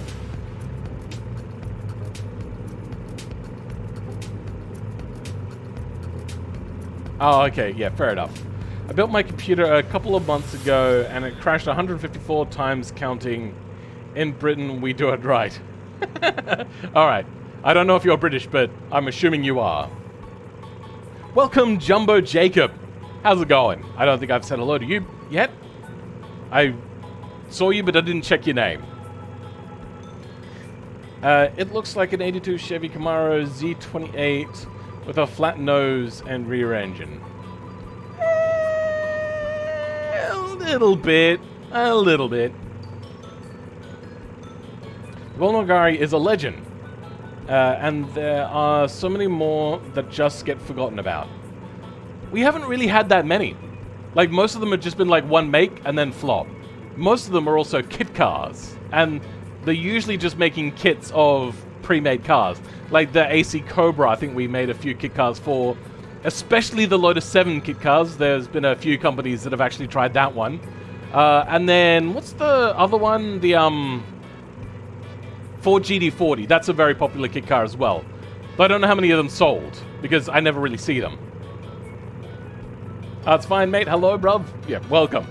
British weather right now, grey. It's winter here, so it's pretty cold. Ooh. That takes off pretty well. So you do have to clutch jump it a little bit, but then it gains the traction back really quickly. Decent. Nice. Gear shifting is a little bit weird. Let's bring it to a stop. Okay, brakes lock up super easy. A little bit of understeer. This thing is really loud, by the way. You know what? Yeah, all right. That's too loud for you guys to be able to hear me. And I'm the important one here, so you guys need to be able to hear me. Exactly on 50. There we go. Thank you. My father is British. That's probably why the Hyperlat has so many problems. It's really hard to make good cheap cars. No, it's not. Mazda with the MX-5 have shown over and over again, but now they're charging more because they can. Because it's the Mazda MX-5. Nobody questions how good the MX-5 is. Oh god, this thing understeers. I think the reason why this thing has a locker now is because this thing understeers particularly bad.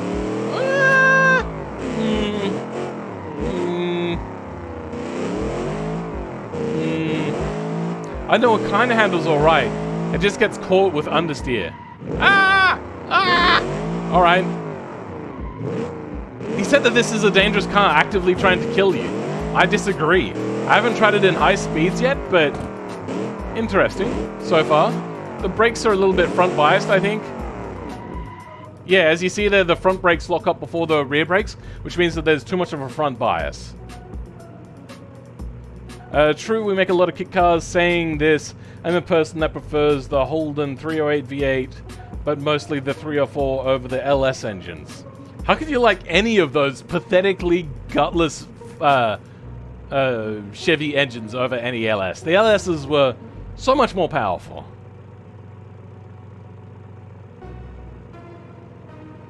But all basically because I have a 95 end of production VRSS. Ooh, nice. Alpine white, very popular color. Because Phil is upside down. Upside down people are more important than us upriders. Fair enough. I mean, accurate enough. This thing, let's give it a little bit of like a back road treatment. And then we're going to turn on that rear diff. Okay, yes. We have a high-speed stability issue. Oh, God. Oh, God. No, don't die in the tree. Ooh. Yee, that was close. Almost died in a car accident. They weren't Chevy? They based on American engines, yes. Whether they were exact one-to-ones, I don't know. I think this thing could have done without such powerful front brakes. I think they could have been a little bit weaker. A little bit more oversteer, I'm going to say. But let's do some high-speed cornering. Okay. About 133, the thing... Yes, okay. So it becomes unstable at high speeds. Let's try turning on the differential lock. See how it goes now. Okay. Yep, that's not what I wanted to do. Already this thing has issues. Let's see if we can go with... Low speed still has a little bit of an issue with a lot harder kick when I come onto power.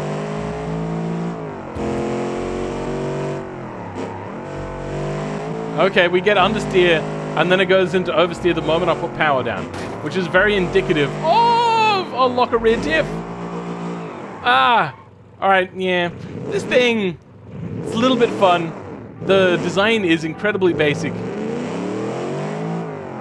But it, overall,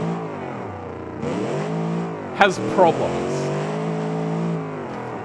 I do like the V8 Fiero idea, though. That's a pretty cool idea. I do like it. I wish we got the Fiero here in Australia, but we just didn't. It just didn't happen for us.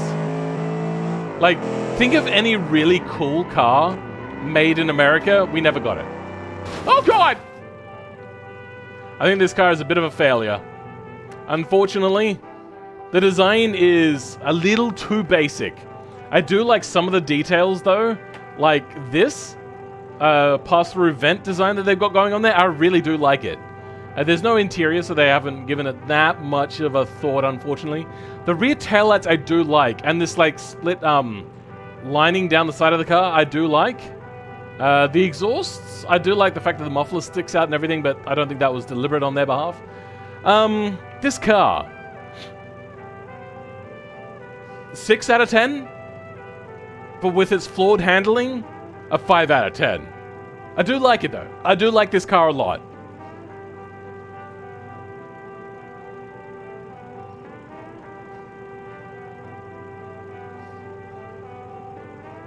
General Motors, Chevy, same thing.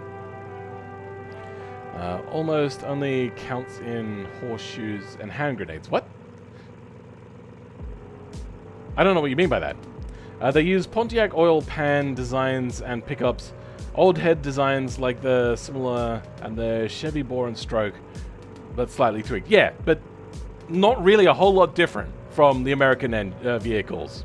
Corvette C8, but old and Mustang.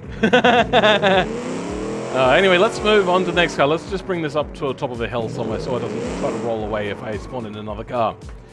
Alright, what have we got coming up next?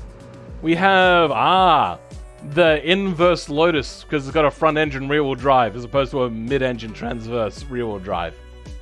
Did you ever get the Nissan Skyline R34 in Skyline in Australia? No, but because we had a good trading agreement with Japan, and the fact that we both drive on the correct side of the road and on the right side of the vehicle, we were able to just import them willy-nilly whenever we wanted. In fact, R34s, not the GTRs, they're very rare still, but R34s are very common. Like, there's a guy that just drives around locally that works at a bottle recycling place, and he just parks it on the dirt because it's not a special car, it's just a really cool car here. Sports, Japanese, I do like Skylines. I almost bought one, but I ended up going instead with a Nissan Sil 80, which is a Sylvia front on a 180, if you didn't know.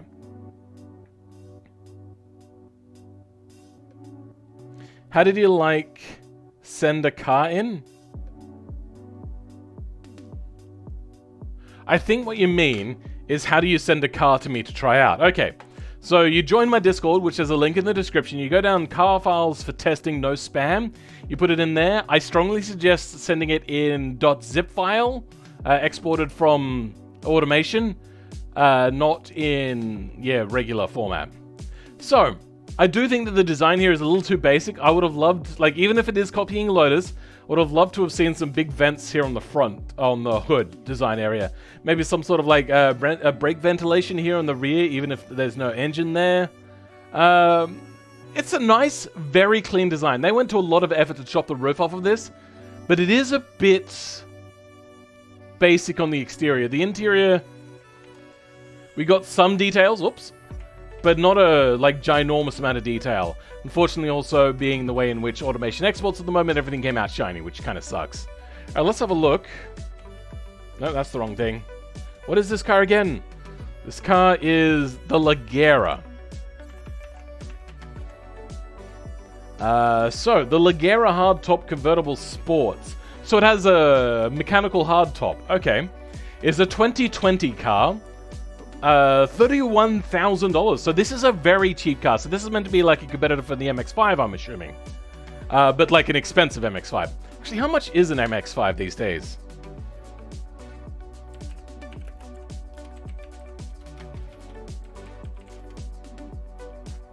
$36,000. Okay, no, a cheap MX-5 then. Lightweight and somewhat cheap sports car that handles decently. This is the base model. Cool.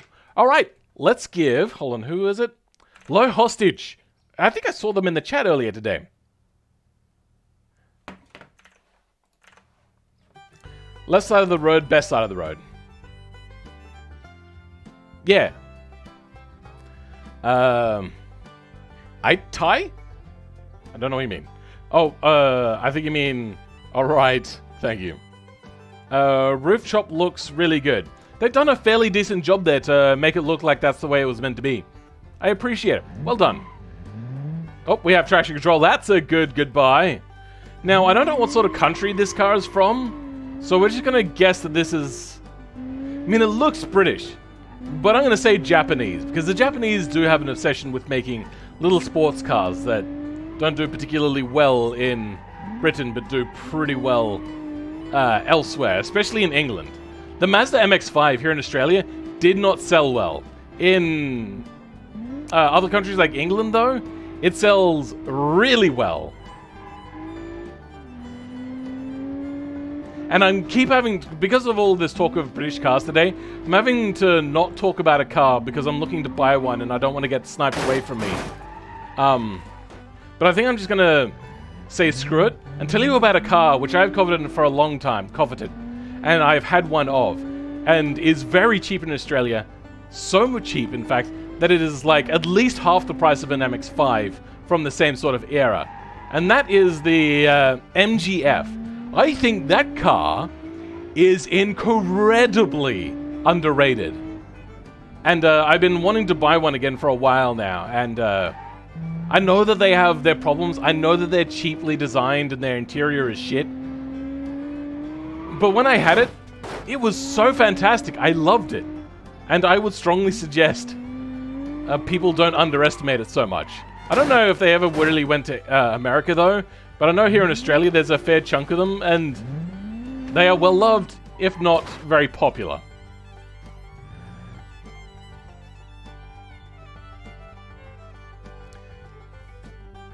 Have a Skyline R31 with the Holden brand in Australia? Yeah, I think we did. But it was only like a test and didn't really come out. What we did actually get was the 80s 80s Holden with an RB30 turbo engine. Or maybe it was RB31 turbo engine in a Holden, which was pretty awesome. Didn't sell that well though. Looking forward to sending me cars? Welcome, Turbo Crash, to the stream. There's a reason it's called the right side and not because left is the counter. I don't know what you mean.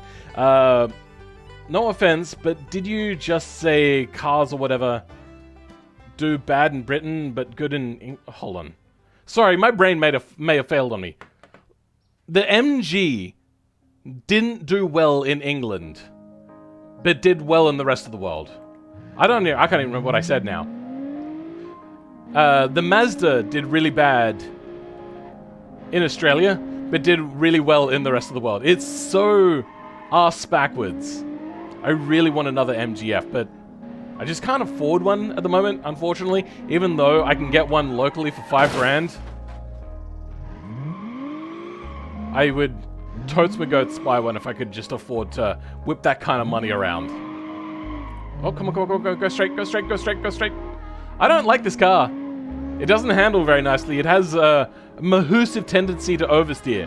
If you're driving this thing like as a cruiser, it's nice. This thing cruises pretty well. It's got nice, fairly rigid suspension. It doesn't feel incredibly bouncy. It's really quite well done. Unfortunately, if you drive it any harder than that, the thing becomes a death trap. It's very scary at high speeds. At low speeds,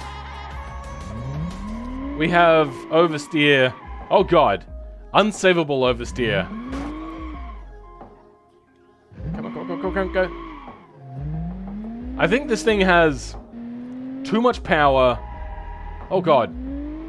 Too much understeer, then oversteer. It's very peculiar.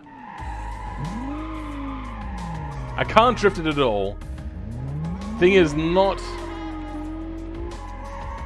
Yeah, okay, yeah. It just goes around every single time. I think there is too much traction on the front, and the suspension is not quite tuned well enough.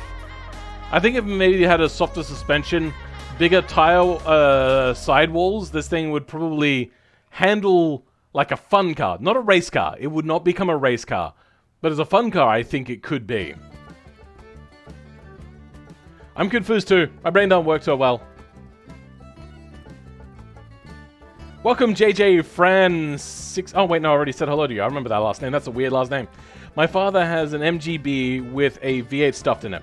That was a 1995 model that came out with that. Just before, or maybe it was 1994. Just before the MGF came out. And I kind of like the MGBs, but only kind of. I like the fact that the MGFs are like a really cheap mid-engine car. And they handle really nicely. My family have a Seat, name something less under popular in Europe. We never got the Seat here in Australia, and I still don't think we have. Like, a few people have imported a few of them, but they are not popular here in Australia. Less popular than Seat. I don't know, because I don't really know anything about Seat. They have had some really cool looking cars, though. I will admit, some of them look gorgeous.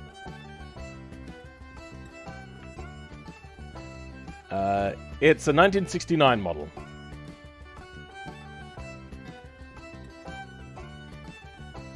Oh, you mean they've taken a 1960 MGB and put a V8 in it? Okay, yep, alright.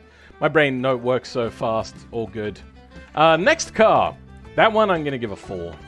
Let's move on. Unfortunately, that car just...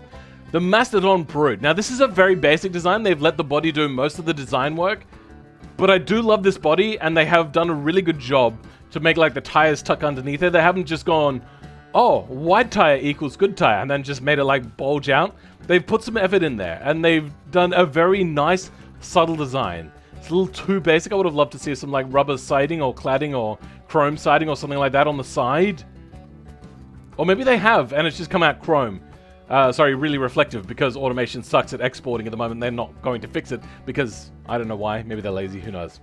But I do like this. Also, the windshield wipers on the rear windows on a very raked window are usually up top.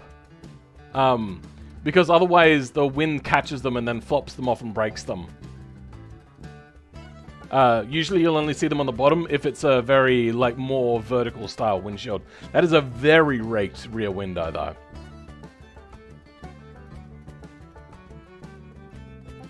Seat SUVs look good. You know what? I've not looked at Seat in a good, like, 15 years, because they're just not a... Also, I hate the fact that their name is Seat. It's so stupid. I hate it. Why did they think that that was a good idea?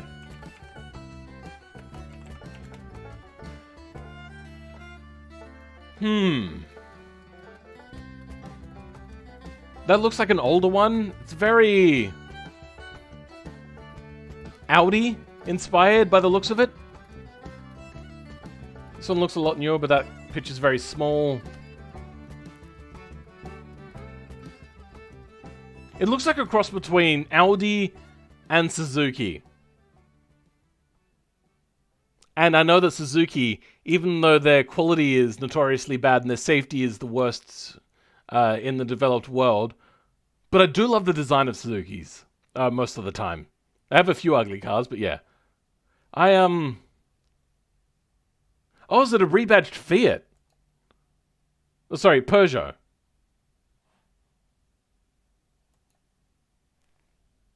Don't know. I know, I think that the design is very nice and safe. I look at it and I go, I could see myself liking that car. But it's a little too flat. It's not sporty enough. It looks like they tried to go sporty, but for some reason had to be, like, not overly over-designed. And they took it too far and made it less designed. Unfortunate. I would give the Seat, or the Seat, or whatever you call it, maybe like a, I mean, it's an SUV. I hate SUVs. So like a 3. But no, if I didn't hate SUVs, I'd give that one like a 7. It's got some details. Maybe a 6.5. They've done alright. Let's have a look at the rest of their cars. That car I'd give a 2. Like, it looks like they've got a lot of nice details in there, but these droopy headlights that look like they're, like, you know when you see a cartoon character with, like, droopy eyes that way because they're really sad and upset? That's what that looks like. It doesn't look good. That is not a good design. That, I think if this didn't arch over and instead arched under, I think that would be a much better design, even though this is a carbon copy of a Mercedes sort of design language. I think that one looks considerably better.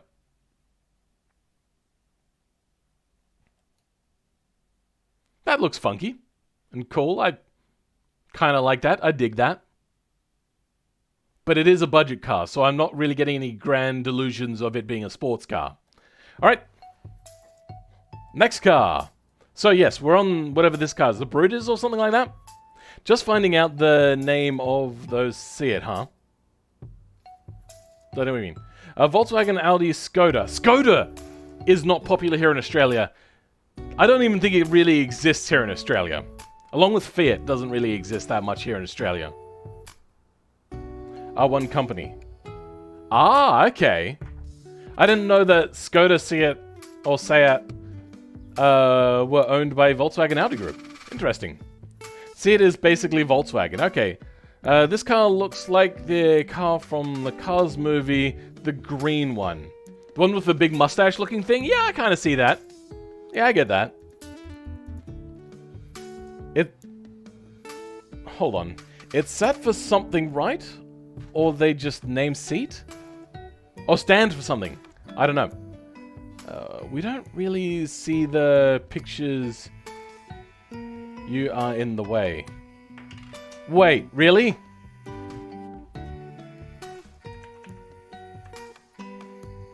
Oh, god damn it! Alright.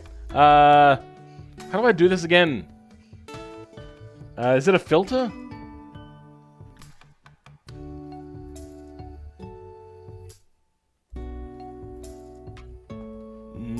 go.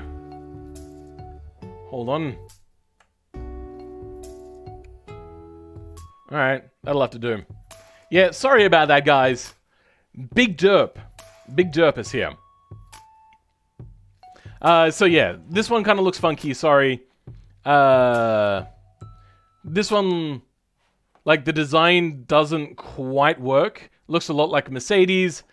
Their normal hatchback-looking one. Hold on, where's that? Yeah, this hatchback-looking one just looks bad. Doesn't look ugly, it just looks bad. I don't know how to explain it. Alright, let's move along. Say it stands for... Yeah, I'm not going to read that. You can translate that for me if you want. Don't worry. Yeah, alright. I own a Skoda Octavia RS. Skoda is a good brand with good and affordable cars. Okay, if you say so. I know nothing about them, really. I know that they have some cool-looking, funky, small cars. That's about it. I can't find where you submit cars in the Discord. That's fine, just look. Anyway, so, this car. Let's have a look at the details. Who made this car? This is the Mastodon Brute, which is the name of a male mammoth, I believe. Or maybe it's a type of mammoth, I'm not sure. Anyway, no description for it, unfortunately. And it was made by literally my Roblox name. Now, I've done a bunch of his cars in the past. Well, hers, I'm not sure, they's, whatever. A 1981 car. And it's $89,400. So, 1981, for that sort of price, you are looking at, like, really top-end America. Or mid to top-end, like, in that kind of, like, upper middle-class family cars that are, like, not entirely affordable. Let's have a look-see. We have a V12 twin-turbo. So it's not American. Unless they go with some sort of... Oh, it's not pushrod, though.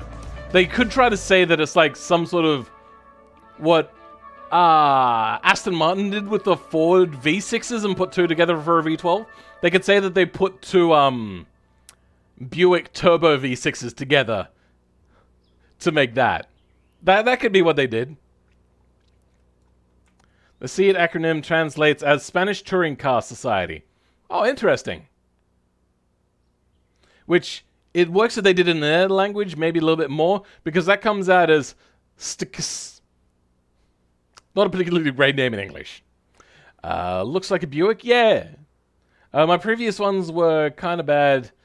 This is disconnected from the other Mastodon. I'm assuming you mean Mastodon car I made.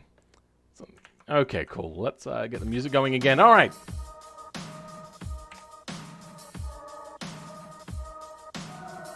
Let's give this car a bit of a try. Hold on, do I see an interior?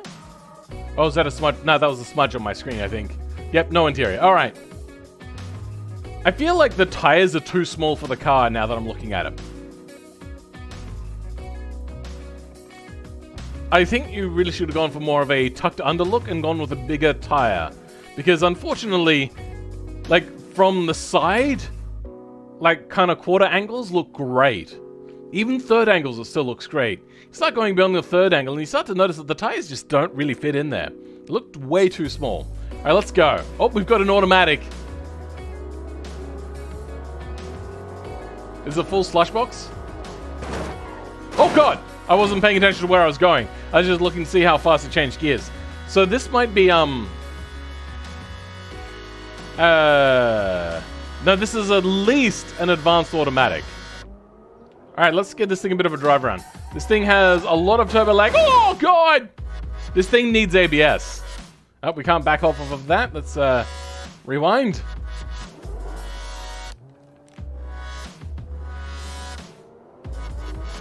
And power delivery is fairly smooth. It's not a ginormously turbo laggy sort of car. It's just a smooth, small amount of power delivery. Oh, God. Maybe I was wrong. That's what happens when you do a drive dump. Let's take this one onto the back streets. Because it looks very American or Russian. But it doesn't have the engine of either. It's kind of like a nowhere car. Okay, this thing has high-speed stability issues. That's a lip, not a spoiler, right? Yeah, that's, sorry, a lip, not a wing. Yeah, so, unfortunately, the handling of this car does not match its awesome design.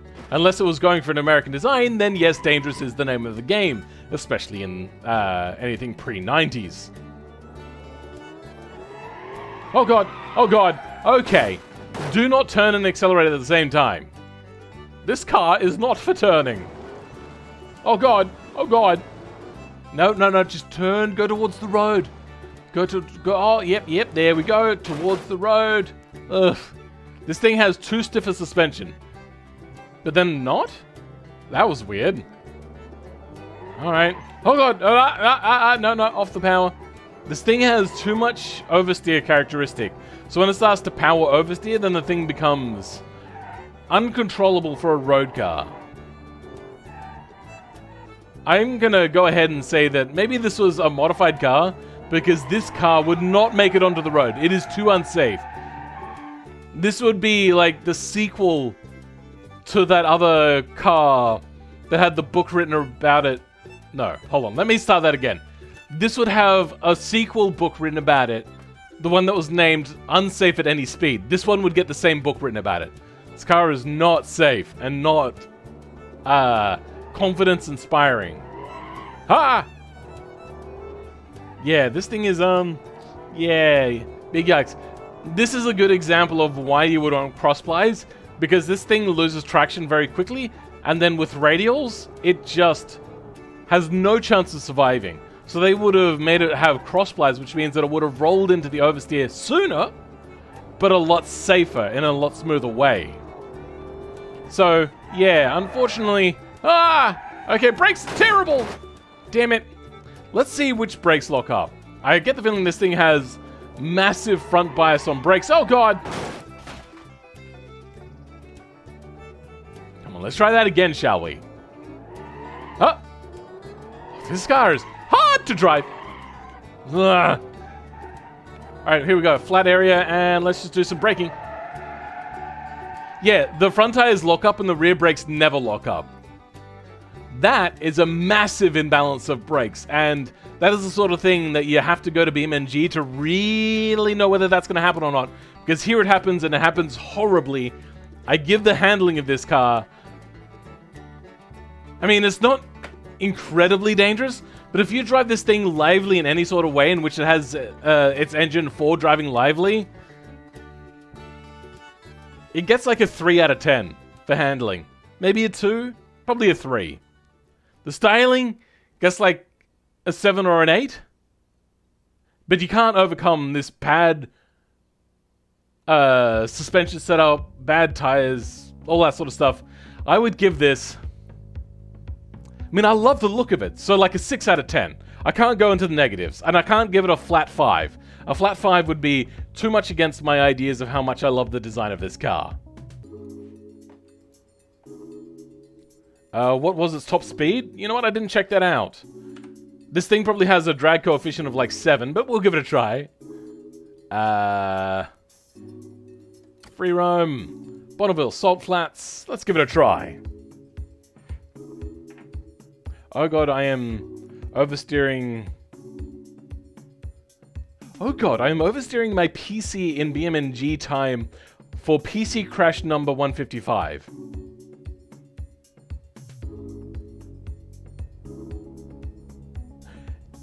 I think I know what you mean, but oh god.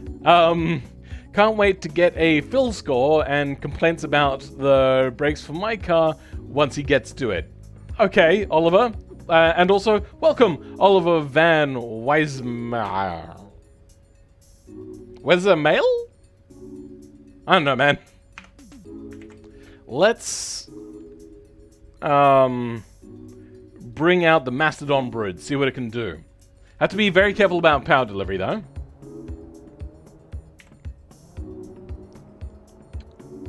I'm trying to submit a car right now, but my file is too big. What do I do? If there's a .zip, do what I said earlier, which is to take it and upload it to something like Google Drive, and then give me the Google Drive link and not the car itself. 10 out of 10 pronunciation? Sweet. Panic over? Alright.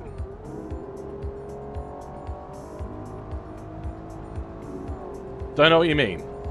I couldn't understand your sentence, so I don't know why you would be panicking. But anyway, let's go. 240 kilometers an hour, 250, 260, 270. Hold on. I should bring up airspeed. Because I get the feeling there's going to be a bit of tire slip. Options. Customize apps.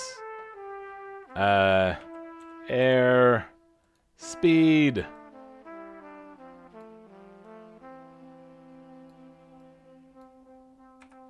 Okay.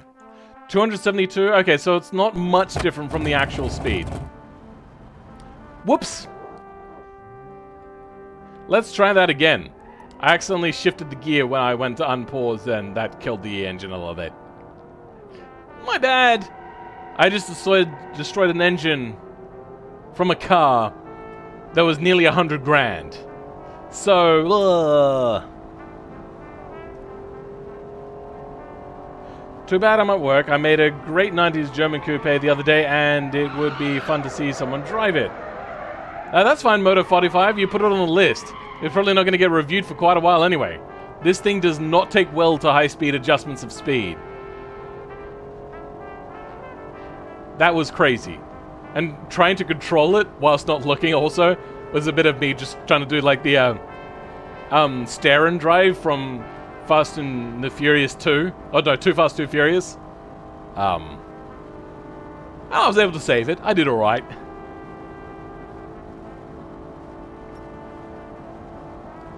Bread Boy. I don't think I've read that name. Welcome, Bread Boy. We are at 330 kilometers an hour and it is still going. I wonder if there is more gears. Why does it go to second gear? Alright, let's just say that the thing tops out at like 335. What is that in miles per hour? That is over 200 miles per hour, by the way. Yeah, 208 miles per hour. I don't think automation really gave this thing the proper drag coefficient, because this thing is a brick with lots of sharp edges. Now, the angles of things is partly to do with aerodynamics, but the big thing that causes a lot of drag is these sharp edges all over the place. They're not well-rounded, and the sides and all that sort of stuff. I'd say that this thing probably has some of the highest drag coefficient in BeamNG in automation, if not the highest drag coefficient, and I don't believe that it's really taken seriously enough. I don't think with under 500 horsepower you could get this thing going over 160 miles per hour.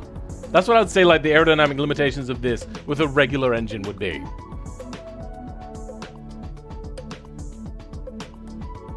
That's fine, Moto 5. It's faster than a Lotus Carlton. One fast break. The Lotus Carlton, though, is a well-done car. I don't know about its reliability, though, because it's made by Vauxhall in England, which was not a good time, or car company. And Lotus car that's got, like, its name has been turned into an acronym about how bad it is.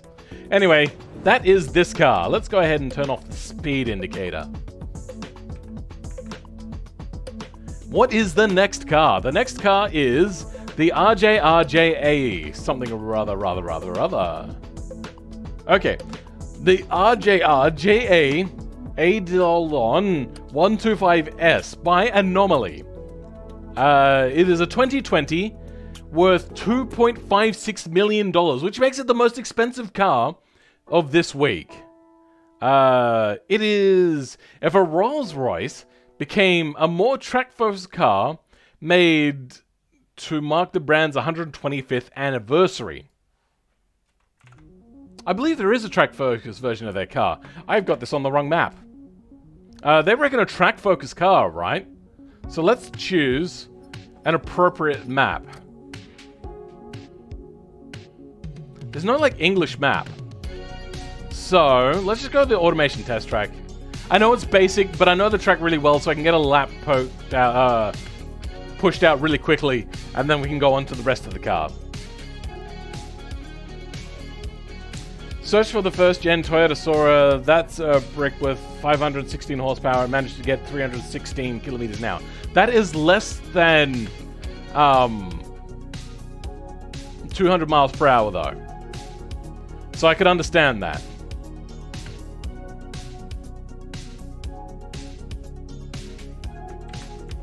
I actually don't know what the first-gen Toyota Sora, also known as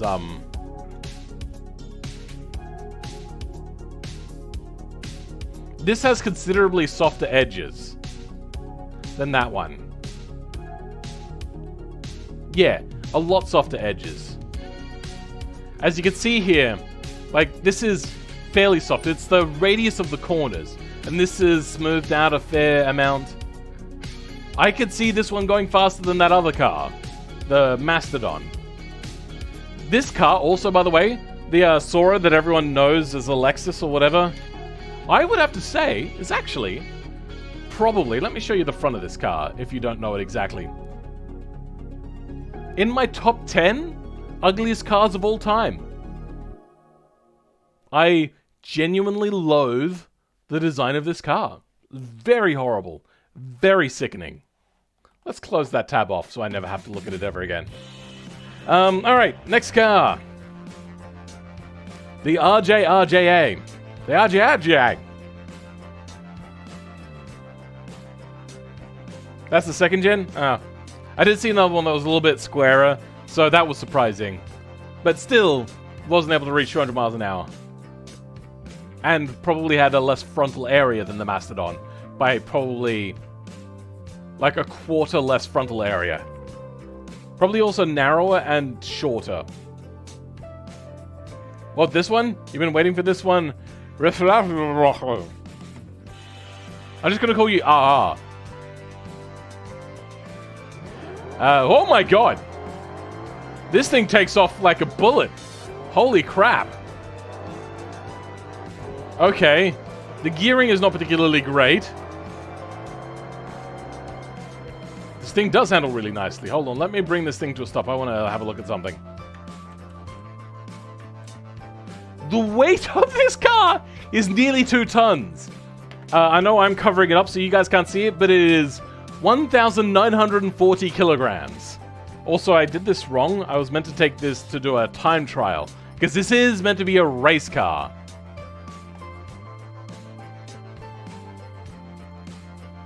Okay, there we go. Jesus, this thing is fast off the line. Is this one of the best looking? The front, I would say it's pretty up there. But the rear end looks undercooked. As in they haven't they put so much effort into the front.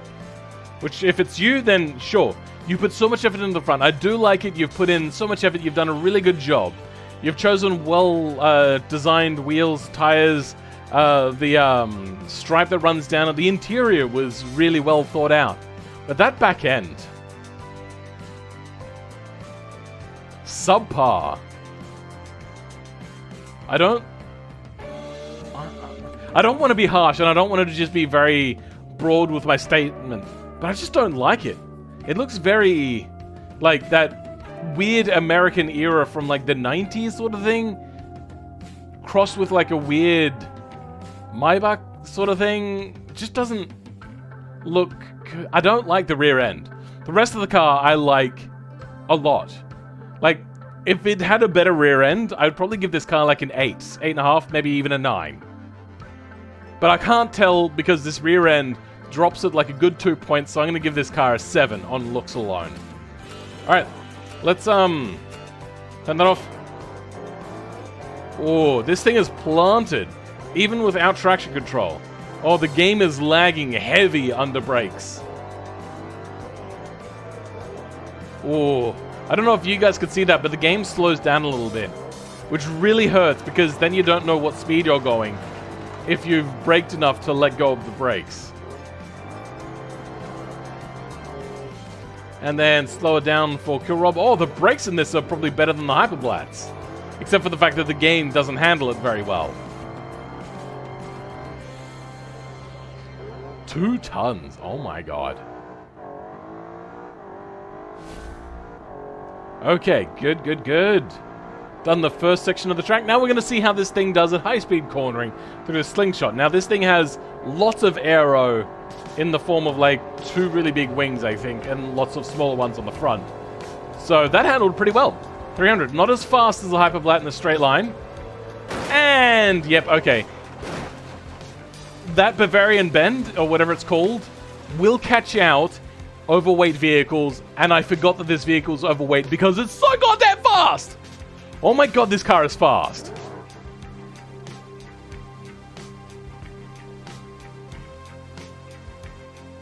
It has the same weight as a Bentley. Yeah, that's about right. Could be worse. Could be a Juke. You mean like the Nissan Juke? I don't know why people hate the look of the Nissan Juke.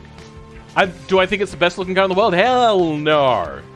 Do I think it's a funky looking car? Yeah, I love it. As a funky looking car, I think it looks really cool and funky. But then again, one of my favorite cars of all time is also the Nissan Cube. Mostly on its design because its power plant is gutless. It looks like a failed 2006 Dodge Charger RT with... yeah. I don't know if you guys heard that. If you did, I'm sorry. By the way, my car... oh, okay, so it's not your car. Okay, fair enough. Let's turn this to sports setting. And we're going to get caught out on that back straight. Like, it doesn't handle like a heavy car.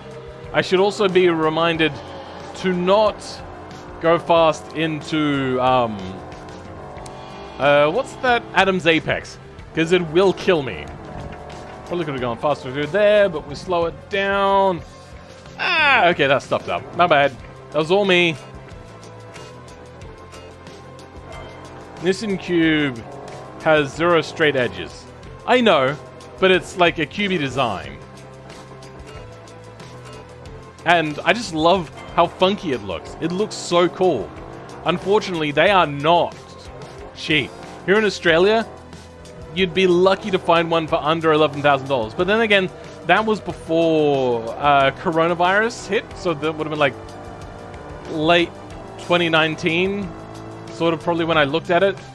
Those cars are not cheap. Okay, well, I'm just stuffing up all over the place now.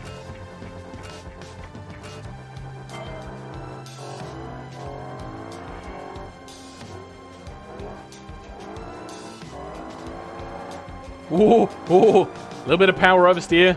Sorry, I was reading and then kind of just went brain dead there for a second. Alright. Smooth power on. Slow it down because we do have to slow it down for here. Bring it into Ban Hammerhead. Braked a little too early this time. That's fine. As long as I'm not power steering out in the grass trying to bring it back onto track. A little bit like that. Then we're fine. Alright, let's slow it down for the Cotswolds. Bring it around. Yes. All right, and down the back straight now towards Slingshot. This car handles it so well. Its weight, that is, by the way. I stuffed up. I didn't turn in soon enough. And I scrubbed off like 100 kilometers an hour. Oh shit. Oh no, I didn't brake soon enough for the Bavarian Bend. Oh good, no, we got it done. You know what it was? I went slower through Slingshot. So yeah, I stuffed up, and that made it safer for me to brake later. And let's slow it down at 125. Wow, that was pretty well judged by me. I was almost going to brake later, but then I had to remember, no, Philip, the car weighs nearly 2 tons. You have to be a little bit smarter than that. Alright, and let's get ready to brake super early on Adam's Apex. Oh, almost didn't brake so... oh, the brakes have faded! Oh no! Oh, I completely forgot that that'd be an issue. I don't actually have the brake thermals up, so... I don't know what that's meant to be. Oh god. Yep, brakes are fading again. So I get the feeling that they are just constantly overheated now. And then into Lamb's Hope. Bring it around onto the back straight. I got to slow down well enough to get a good exit. This is going to be a sub 2 minute. Oh my god. This car is phenomenally fast for its weight.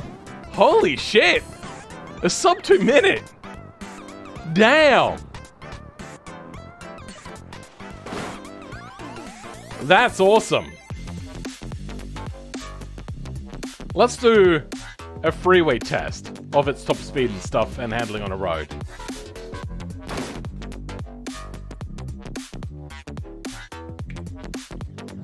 Gives me Chrysler 300Z vibes. Yeah, I kind of felt that too, a little bit. With like the low roof line and the weird like narrow, tall tail lights. And the big front flat end. Did I say that right? Oh god! I did that wrong. I wasn't paying attention. I was thinking. Looks like Rolls-Royce drive is like a Bugatti. You know, a little bit. Actually, yeah.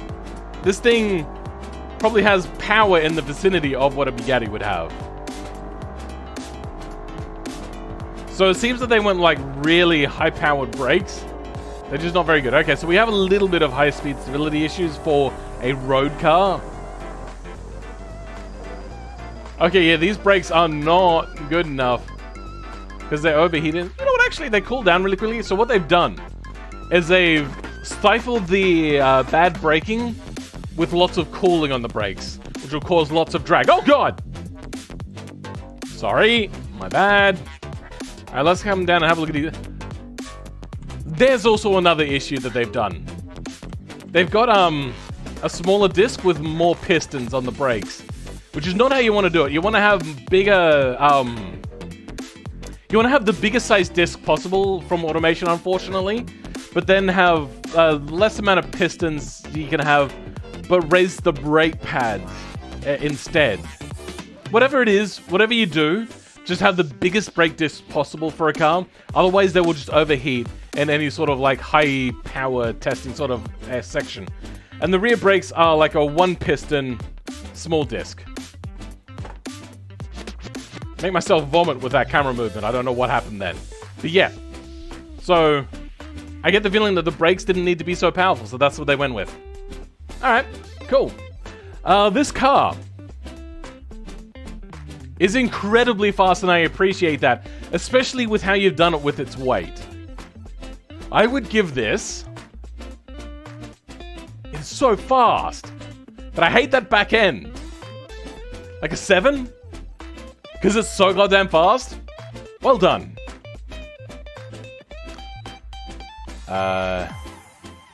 It almost hit 400 kilometers an hour? Yeah. Which also doesn't seem entirely accurate for a car with that kind of like front end flatness. Alright, how many cars have we got left? I am getting hungry and thirsty. Oh, we're onto our last car. Okay. As per requested by somebody who thought it was funny, and I agree. Reverse. I have no times on this. The what the fuck why? Who made this again, by the way? I know you're in the chat. I'm sorry. This is made by Broken Ursa. I've created a monster. Okay. I didn't see Broken Ursa in the chat, did I? Anyway, somebody claimed it. Sub 2 minute in a land yacht? Insane. Yes. And it could have gone much faster as well. Okay, let's get ready to drive. That's where we're going, right? Driving that way. Got the brake lights here and all the seats facing that way. That means we're driving that way, correct? I believe that's correct. Save the absolute worst for last. You're welcome. Okay, let's go. Hold on. No, camera keeps trying to turn me the wrong way. Let's get this right. What's happening? It's in reverse. Alright,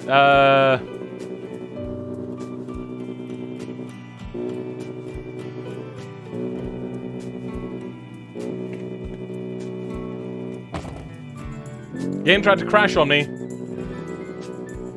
It's only got one gear. Oh. I think I get it. Watch this.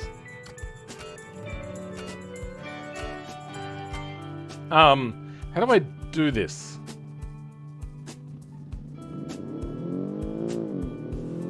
Yes, that is correct. It has multiple gears in reverse. Oh, that was a mistake. Oh god. It's a forklift. It steers with its rear tires. Oh my god, I hate this so much. I didn't even know you could do multiple gears in reverse. When it started going up really fast in the RPMs with not a whole lot of speed, I was starting to think that there was, that's why you don't do reversing cars, is because they snap oversteer. Oh god, nope, the camera keeps facing the wrong way. I wonder if he's set up a camera. No, he has not. Or she, I don't know. I think this is Crispy Shaman, which no, Lost. I don't know. I don't remember. God damn it! Alright, let's bring it around. Let's keep going. We are determined to do a lap here at Philman 86 Incorporated. I also remember... Oh, I have to remember to invert the steering. Well done. I'm not taking this one up Pikes Peak no matter what you do. Unless you donate a bunch of money, which I have no donation link, so suck it. Oh god, oh, no, it went around. And let's bring it around again. This thing needs to be front wheel, I mean, like other wheel drive, for the other wheels. I can't say front wheel drive, but I also can't say rear wheel drive. The wheels at the back that are trailing the vehicle right now, those need to be the drive wheels. Okay, I keep getting confused about the... God damn it! This is so hard to drive. Also, you guys can all try this out. It is in the Discord. It is available there for you to drive. This is hard.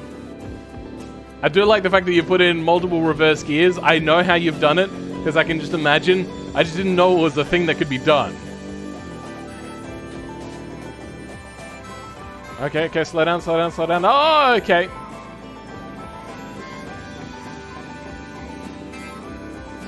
Damn. You know what?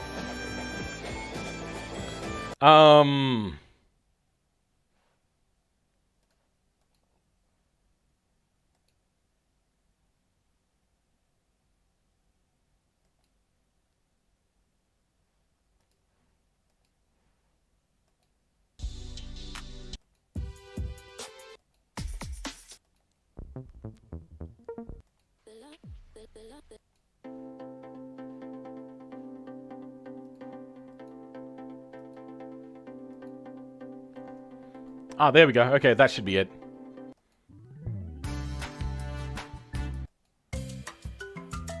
Okay, that's the sort of music we should have for this.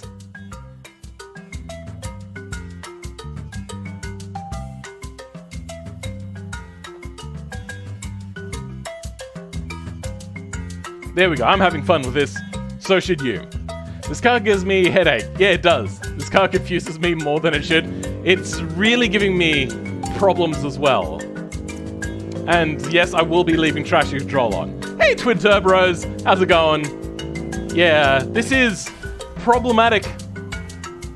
It's also automatic. But is it hydromatic? Or grease lightning? God damn it. Alright, I have to get it into drive to go backwards. Ah, hurts my head. Alright, away we go again.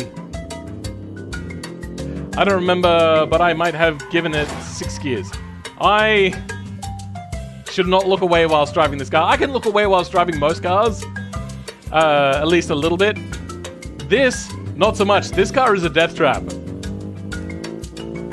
I have literally destroyed the headlights out of this car, or the tail lights out of this car. The song Love It? I mean, I don't know the song, but it's really seeming like very fitting. Now we've got to slow down for Slingshot in reverse. Otherwise... Ah! That's gonna happen! Ah! Oh! That sucks. Braking is not the way to reverse. Okay, let's go again. Trying to stop the camera from trying to properly orientate itself. The music perfectly reflects this car's energy. Yeah, it really does.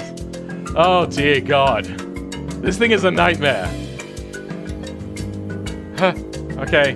We cannot adjust too much whilst at higher speeds. You know what this thing... No. It needs... I don't know what it needs. I don't know how to... Like, I was going to say more downforce on the rear to help it keep stable, but then the rear wheels are the ones that are steering it, so it would cause it to become less stable. But then I thought, well, maybe if you put lots of aero on the front. But then you have problems... You know what it just needs? It needs incredibly thin front rear tires. You know, the rear tires are the front tires. Because they're on the front rear. The ones that are steering. Those ones should be really narrow. I'm having a trouble explaining this to you guys. Jesus. Why does it look like this? Because they made it like this. Oh god. Also, I kind of brushed over you, Twin Turbos. But yeah, I don't think I've ever seen you in one of my streams before. This has to be a first for you, god damn it! What a piece of shit! I hate this car! You are right. I will hate this car. Hold on, let's have a look at the, thing. I've created a monster. Yes, and I hate your monster. God damn, it's such a nice... Pog first, yeah. My god, this is... a real pain in the butt.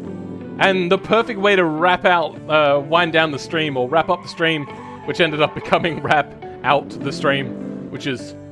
Good speaking the English I do, yes. Okay, let's bring it around the last corner.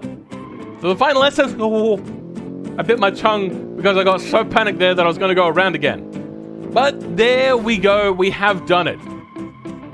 A 5-minute 42. Fuck this car, I hate it so much.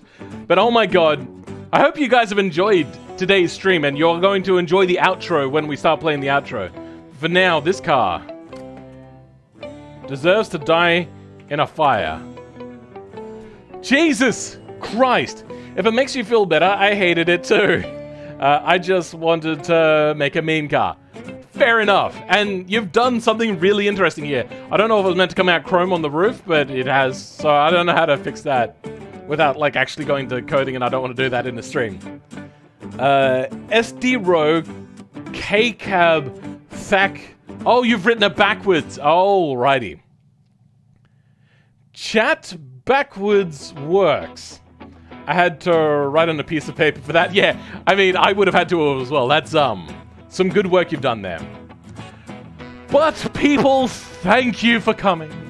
Oh, you've made me feel so special for hanging around for so long.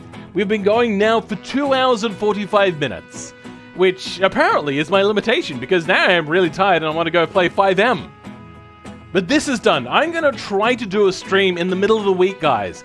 If you want to catch it, what I'm going to be doing is creating a mod body for a mid-50s Formula 1 car. So it's going to be showing you how to make the mod body with,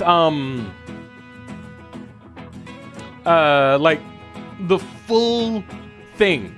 From, like, how to model the car in Blender, to how to export it properly, to bring it into automation, how to do little tweaks like engine position and stuff like that if I need to. And then take that over to BeamNG, and then by the end of the stream, or maybe in the middle of it, who knows, I will make the mod body live on automation. But yeah, that's what is going to happen there. As for now, I also just realized that my microphone is clipping a lot. Let's get rid of this genre and go back to a different genre. Let's go ambient for now. Drifting at 240 that's like the perfect song for this sort of stream. Drifting. Oh, wait, no, they probably mean drifting lazily through something as opposed to drifting sideways hectic. All right. I hope you guys enjoy this outro that I'm about to play for you guys. As for now, I'll catch you guys next time. Let me just, go to blank for a second. Oh, here we go. Let's mute this. And let's go to outro.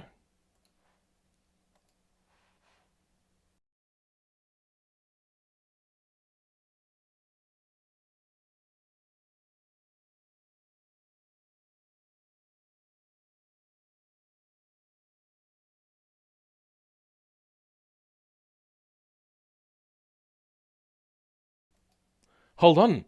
There seems to be an issue. Let me try that again.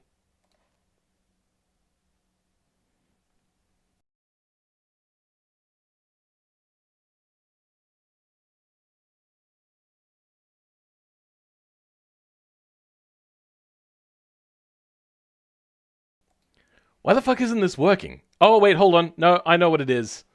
Let me go back to blank. Let me fix that for a second. Why the fuck isn't this working? Oh, wait, hold on. No. Damn it. I've got this set up all wrong. Advanced filters, give me a second. Oh, wait, no, I can't do that from here. Remember, the way to find true love